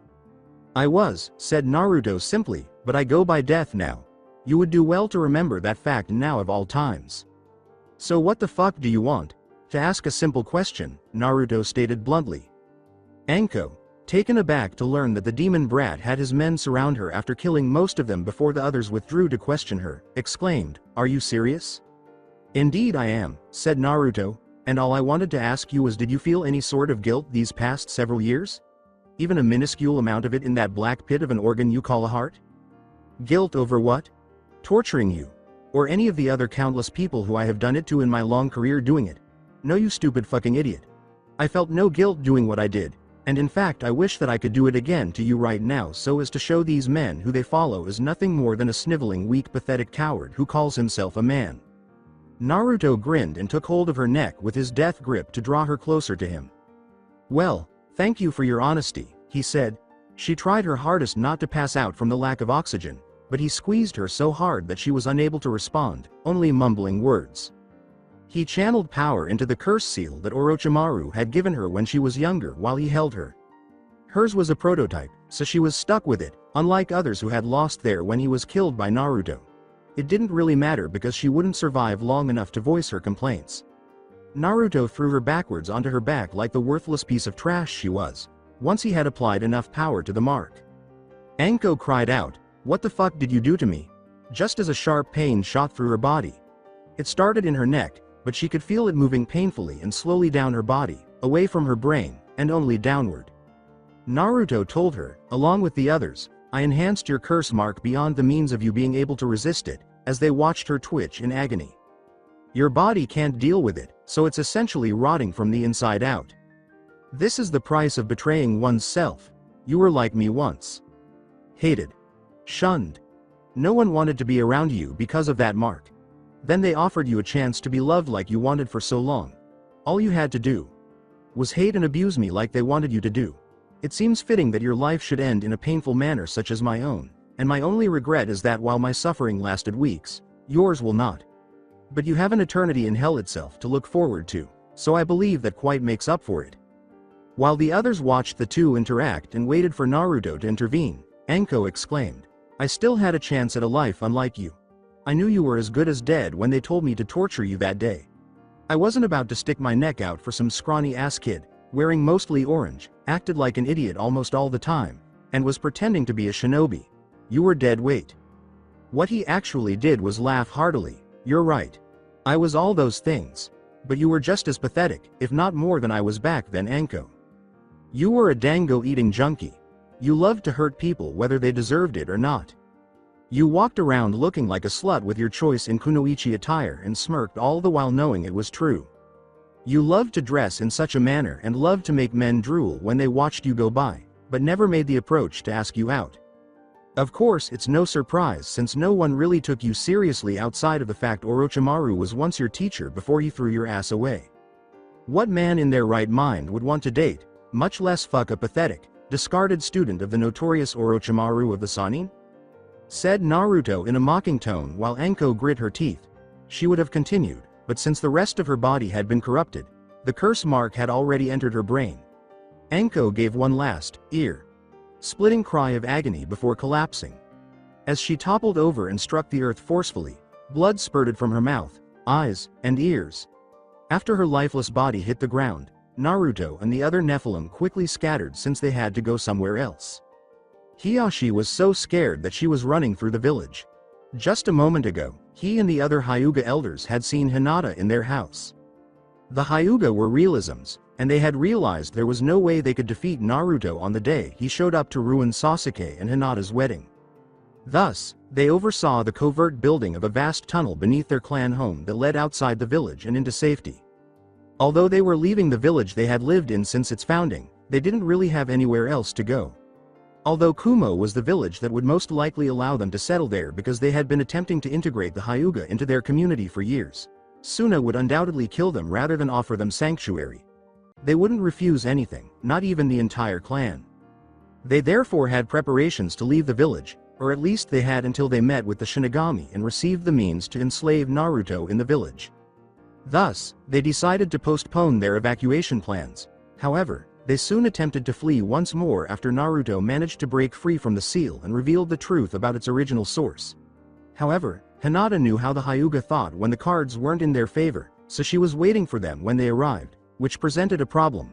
She had been there, killing the first group of Hyuga that tried to break through the house and into the tunnel that led to safety. Hinata used to feel sorry for the Branch family because she detested the seal that had been used to enslave them for many generations. However, years of listening to them humiliate Naruto following his execution at Uro, as well as herself at Uro, only completely eliminated that sympathy. And so she was, killing anyone who dared to enter the house in an attempt to flee the devastation that had befallen the village. No matter if they were main or branch, old or young Uro, all of them were going to die today, no matter what. Hiyashi and the elders arrived at the tunnel's entrance just in time to see Hinata stab one of the branch member women through the heart with a spear before slamming her foot down onto her 5-year-old son's head, thereby caving it in. They were all appalled to witness Hinata murder her own family members in such a vicious manner, and they realized they needed to find an alternate means of escape. To give themselves enough time to flee, they threw the few remaining branch family members into the room, but it didn't really help since Hinata killed them just as easily as she had the others. Thereby Kugan would not stand a chance against her since she lacked any chakras or even chakra points to target. The house of horror that Hiyashi and the village elders had just fled from was only 3 blocks away from them when Itachi, who had been watching from the rooftops and waiting for people to try to flee, shot the 3 elders in the back. Any warrior, regardless of rank, would find it offensive to meet their demise from behind, and these bastards deserved to die in order to symbolize their lack of honor. Hiyashi didn't fare much better because Yagura used the Chaos Eater to run through his chest from the back. Though the damage was too great, Hiyashi would have perished even if he had been able to remove the weapon, and he died trying to do so. Jiraiya. Since this was not how it was supposed to happen, Jiraiya was still in disbelief over the entire situation and was on his knees. There was someone who wanted to deal with him directly, so the Nephilim left him there. Furthermore, Minato was not feeling charitable at the moment. Jiraiya exclaimed, "Minato! How? How is this even possible?" After realizing that Minato was the only person here. While it is true that Naruto brought back his entire clan because he had heard they were Nephilim, Minato lost his soul to the Shinigami when he used the jutsu to seal the Kyuubi into Naruto on the day of his birth. Minato, seeing Jiraiya turn away in embarrassment at being judged by the man he perceived as a son of sorts, exclaimed, "You would be surprised what my son and his allies can do when given the chance. Not that you would know anything about giving my son a chance, sensei." After a brief period of silence, Jiraiya said, "We needed your son to be controlled, Minato, in case he was the child of prophecy. The prophecy itself threatens Konoha. It threatens your home, the shinobi way. A way we have lived for years. So my son should suffer and die because of it? Is it simply because of the prophecy that you did this? Or did you do it because of the Kyuubi? Because of the Biju he once held before he returned to the world of the living? Out of some stupid need to get revenge for me over the fact I died saving this miserable village that refused to honor my dying wish. Something I know was made known to the people, but knowing your sensei, he deliberately spun things in a way that would make the people not honor it, and do the exact opposite," exclaimed Minato with Jiraiya looking away since that was exactly how it happened. "How was I supposed to react? You were dead, Kushina was dead, and the Kyuubi had just been sealed up in your son. All signs of the boy being the child of prophecy were showing. The village was in danger due to it, and I reacted in the best interest of Konoha. You may have been my student, but I stressed the importance of putting the village first, and your family second. That if you had to choose, it was the choice that was for the greater good, and not that of your family," answered Jiraiya with Minato scowling. "Yes. You did teach me that, Jiraiya, but I never embraced that part of your teachings to me. What point is there to serving the greater good if your own children suffer for it? In the end, they would hate you, despise you, and resent you for it. The greater good is not worth the sacrifice of your own family. You would agree if you actually had one instead of peeping all the time on women," countered Minato with Jiraiya wincing slightly at the jab. "You are the closest thing I have to family, Minato," Jiraiya answered, as Minato gave him a sneer. Minato addressed Jiraiya, who appeared as though he had just taken a powerful blow to the gut from Tsunade. "You lost the right to be a surrogate father to me the moment you betrayed my family for your so-called greater good. I don't even acknowledge you as my sensei either. As far as I'm concerned, Jiraiya. That man I knew is dead and you were just a fraud," Minato said. After that, he took a punch strong enough to knock him unconscious, but for some reason Naruto needed the pervert alive, so Minato picked him up and carried him over his shoulder. He wasn't sure for what precisely, but he was going to see what Naruto had in mind and probably be happy with the result. Shizune had grown concerned and was currently holed up in the hospital. The majority of the battle had taken place outside, but Konoha was clearly losing the battle against Naruto and the army he had brought with him, and now she would have to deal with him. Though Tsunade had consistently informed her that Naruto was a monster and should only be put up with to a certain point until something could be done about him, it wasn't that she detested the blonde in particular. As the Hokage or as Tsunade's mentor, who was she to question? She was unable to. Tsunade had reared her, imparted all of her knowledge about medicine to the younger woman, and understood what was best for her. All Tsunade had to do to come to her own conclusion that Naruto was a demonic and evil creature was for her to say so. Naruto abruptly asked Shizune, "Tell me, Shizune, Do you fear death? This startled the woman to the point of near death. You're here. That implies Tsunade is, Shizune uttered, his eyes meeting Naruto's as he did so. Naruto declared, she's not dead, as Shizune prepared to shoot him with her poison dart wrist launcher. Nor shall she be, but she will wish that she was by the time I am done with her. Naruto shook his head at Shizune as she exclaimed, I will aid Tsunade and end your life right here and now, demon. Wow, it's far worse than I expected from you. You can't even think for yourself after all these years. Such a waste of a life if you ask me. You had such great potential to do great things with your talents and Tsunade turned you into a mindless drone to fulfill her every need. She would say, jump. And you would say, how high? While not even asking yourself, why should I jump when asked? Instead, I know since I see into your very soul itself that some of the debts she owed couldn't be paid with money and required certain services be done to get them cleared up. From the look in your eyes, such debts did happen with her gambling, and she had you pay them since no self. Respecting Sanin like her would dare sleep with men she owed such crazy debts made when drunk, said Naruto, seeing Shizune's eyes become filled with hurt at some of the memories that played out in her head. When it came to this, Naruto told the truth. Hell, Tsunade sold Shizune her virginity to an old man, then went and drank while the man painfully raped her, making her feel dirty and uncaring about her pleasure in the slightest. Naruto simply gave her a pitying look as Shizune yelled, shut up! You don't know anything. All he could do for her was feel sorry for her. You are slave in every sense of the word. You obeyed her. I understand that since she was your mentor. Still, there comes a time when one should think for themselves, and question the orders given since they may not be in the best interest of everyone. That includes you, said Naruto, seeing Shizune getting even angrier at him. Before hurling her poison at him, Shizune exclaimed, I regret nothing. Tsunade took care of me when I had no one else. She trained me as her apprentice when there were plenty of others more capable than myself. I would do anything she asked of me without hesitation. However, the projectiles bounced off of him and fell by his feet. Naruto could only sigh at the foolishness of the woman in front of him. In fact, the term, woman, itself was in doubt because, although women were strong, this one was merely a mindless slave. Naruto asked Shizune, who was still crying and angry, even if it means she plays the part of your pimp with you being her whore when required to pay off debts that money can't. Where greed won't work, the pleasures of the flesh, and carnal desires of the body can in its place? Shizune exclaimed, I regret nothing. Just before Kushina, who had stood there and heard the woman confidently declare that she would willingly give her all for someone she loved about, gave her a punch to the back of the head. Seeing how much Tsunade had messed with Shizune's head over the last 16 years, Kushina could only snarl with rage, knowing that she would finally get her comeuppance. She took Shizune with her because she was still needed at that moment, and she just nodded to Naruto before they both left to find more people in the village to kill. Inside their luxuriously constructed private bunker, Ayame and her father huddled together in terror. When the demon brat was killed, they saw a huge influx of cash because the restaurant gained notoriety for its drugged ramen, or Naruto special. Their decision to keep the brat weaker over time paid off, as their business experienced a boom shortly after his passing. When Naruto first returned during the wedding, they used the money they had saved up over the years to build the bunker. Now, they were using it to hide away in order to survive until the invading army had finished and left.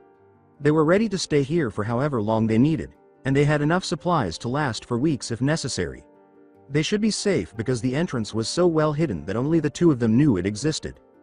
Its keyword ought to have been as the two lied to his face. All while grinning, Naruto thought back to the drugged ramen they had given him over the years.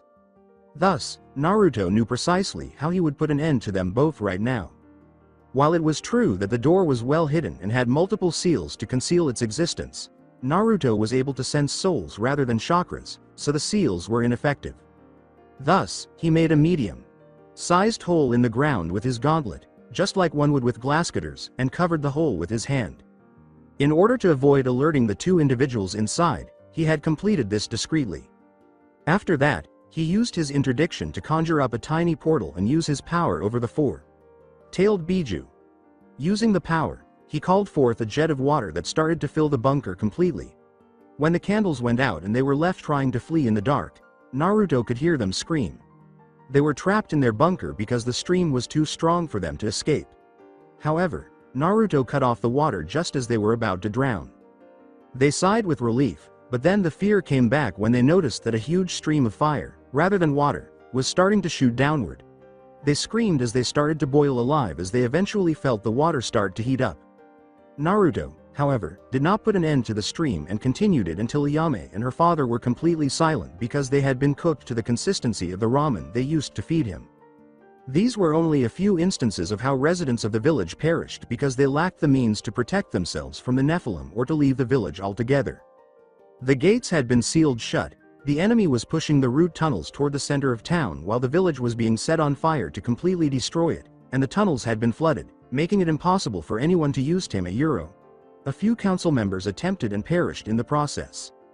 Tsunade was using all of her strength to fight back, but her punches were having no effect on the invaders. Because the others were dying off elsewhere, she eventually found herself alone in the middle of the village, and throughout the entire ordeal, the Nephilim had not yet struck her. But shortly after she found herself encircled in the middle of the village, that all changed. When Naruto arrived, two separate Nephilim were forcing the woman to her knees. "Tsunade Senju," he exclaimed. "Here we are, at the point of balance in the world." "With a dog-like scowl," she asked, "and how can you possibly call this genocide of a village balance?" Naruto pointed to a journal that had once belonged to the Sandaime and said, "Because this very village is the root of so much mayhem and destruction, and this book proves it fully." He had subjected the man to a great deal of agony during his torture in hell in order to obtain the precise location of said object, but the ultimate reward was realizing how corrupt this village truly was. "Your sensei spent his life causing mayhem throughout the land in a vain attempt to make this accursed village the only one that stood while all others were enslaved to it. He played God in the attempt to become a false one with the power to enslave all others to his will. And the bodies he buried through his actions are enough to classify as genocide 3 times over what I am doing now." Tsunade, spitting at his feet in annoyance, said, "And what's wrong with that? This is the world we live in, with the strongest ruling over the weak." "Do you really believe that?" asked Naruto with a raised eyebrow, "because when was the last time you heard of any of the daimyo of any country fighting their own battles?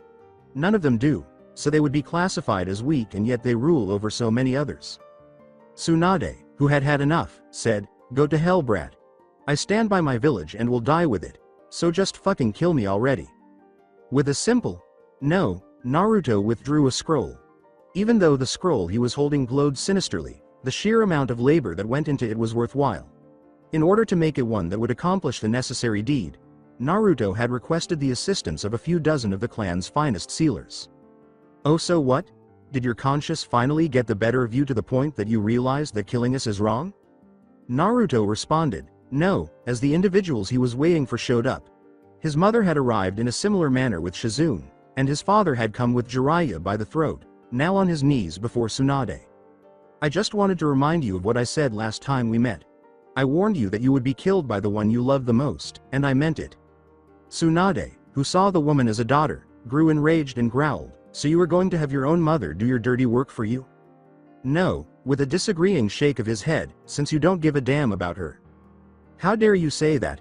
As death itself might have spoken, Naruto said, "Tsunade," emotionlessly. "I see into your very soul itself, and I know what it is you truly care for.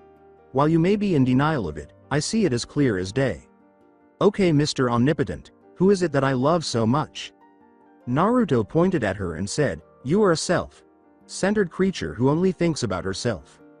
Tsunade was left speechless, her only response being, "What?"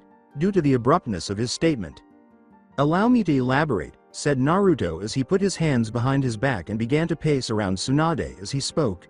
"You claim to love or care for so many, yet I can prove you do not.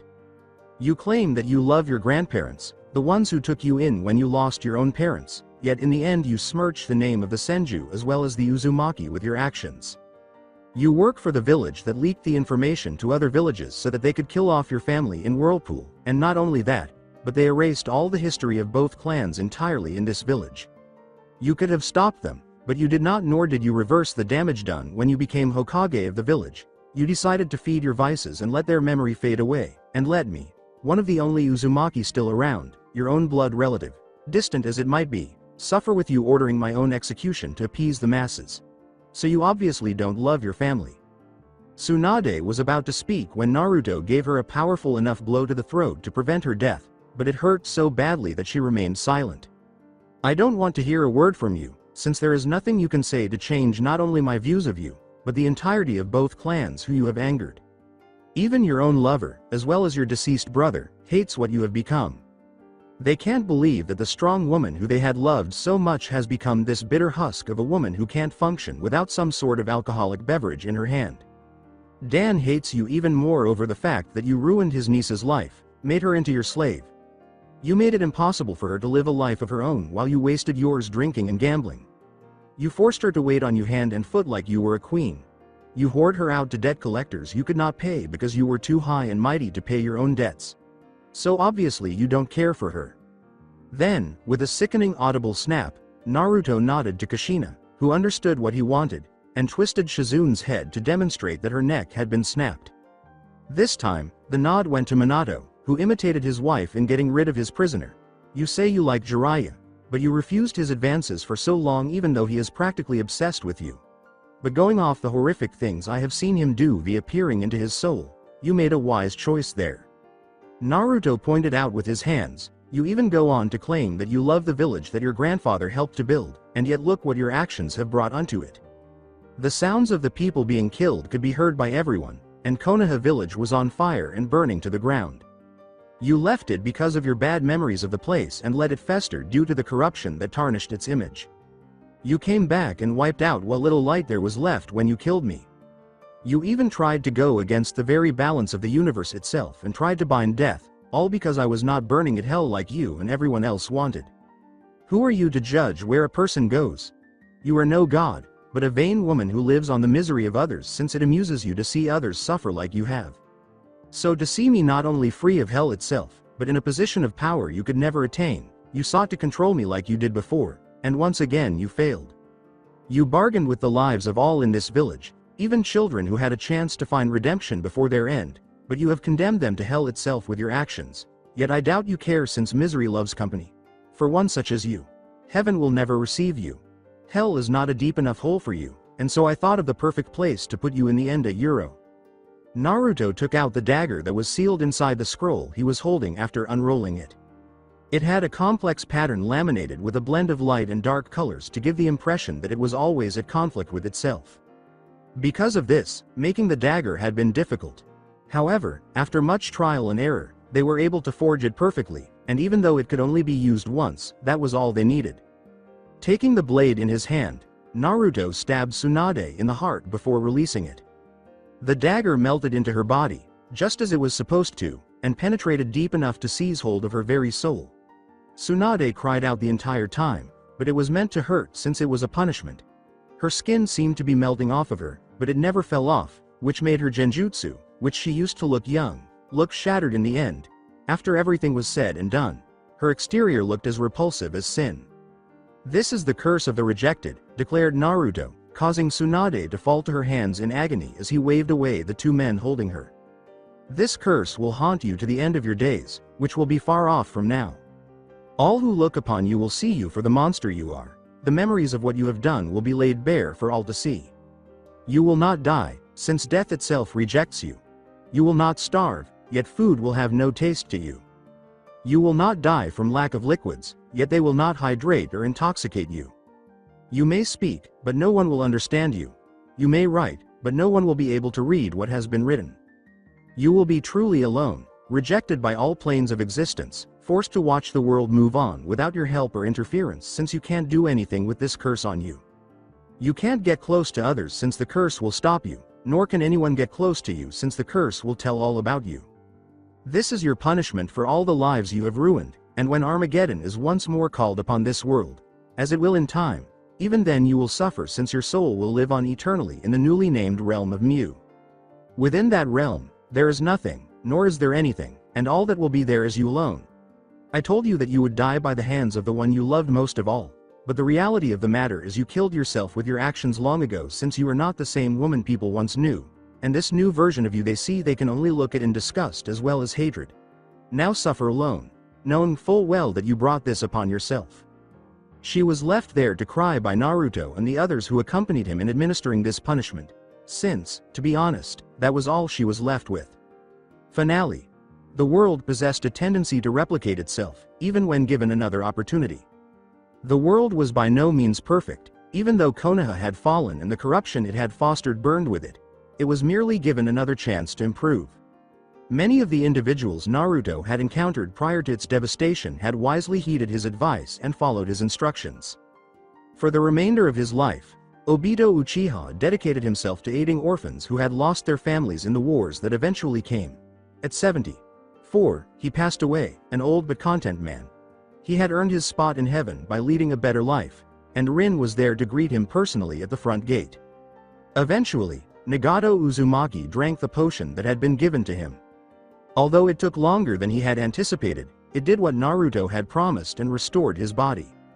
Even after his body healed completely, which took more than a month, he had to take it easy and exercise to help his muscles adjust to not using them for years.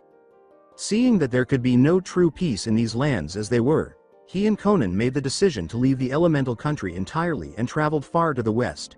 There, they lived their entire lives in defense of the family they had formed, becoming heroes to a distant realm. The Uzumaki name resurfaced over the generations, but unlike Konoha, no one actively sought their destruction out of jealousy. For years, Gaara had fairly led his people, however, because he was the last remaining Jinchuriki after the others had passed away, there was a war against him, with the combined might of Kumo and Iwa attempting to destroy him because their new cages had grown overly ambitious with power and believed Suna to be the weakest village. The alliance between Suna and Kiri was something that neither of them knew about. Thus, despite the fact that the conflict lasted only roughly 6 months, Suna and its allies prevailed, destroying both Kumo and Iwa in the process. Following their devastation, the lands entered a period of unity that resulted in peace enduring for multiple generations. They gradually made progress, but after 200 years of unification, a new foe appeared from a distant region. The elemental continent attempted to repel the enemy's steam-powered military vehicles, but ultimately the invaders prevailed and took possession of the newly discovered territory. And eventually, a new adversary entered the cycle, and so on, until this very moment. There were numerous nations all over the world, each with its own politics, religions, and worldviews. These nations made up the world. They all started fighting with each other for ridiculous reasons like greed, resources, and a lot more because of these differences. Hell, at least a few wars had broken out over the issue of a single woman. All Naruto and his family could do, though, was keep an eye on things and maintain harmony between the various realms of existence while all of this was happening. The barrier stood and would remain intact until the 7th seal broke again, having been forged soon after Konoha was destroyed.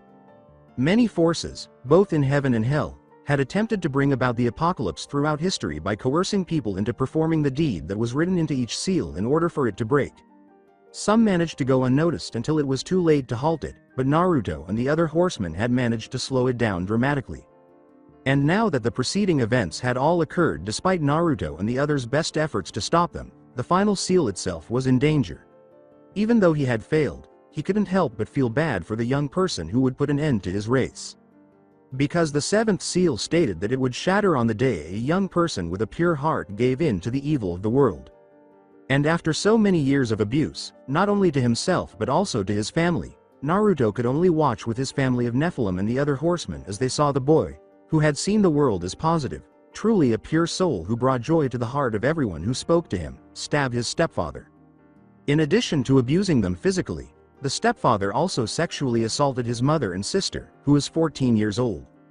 Since the stepfather was so good at hiding his true nature from the public through his charitable work and good intentions toward others, no one was willing to assist him. However, by marrying his family, he unleashed all the horror he had been holding inside of him. Because of the man's violent nature, they had been afraid to talk about it with others. The son eventually lost patience when, as a form of punishment for speaking out of turn, the stepfather actually tried to rape his sister at the table. The last seal was broken when the boy stabbed the man, snapping, and the instant the first blood droplet hit the ground, the darkness of insanity broke loose.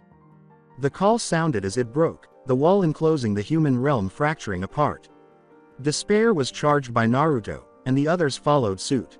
Because the world had once again been plunged into the apocalyptic. That's it for today. I hope you guys enjoyed this great story. See you in the next one.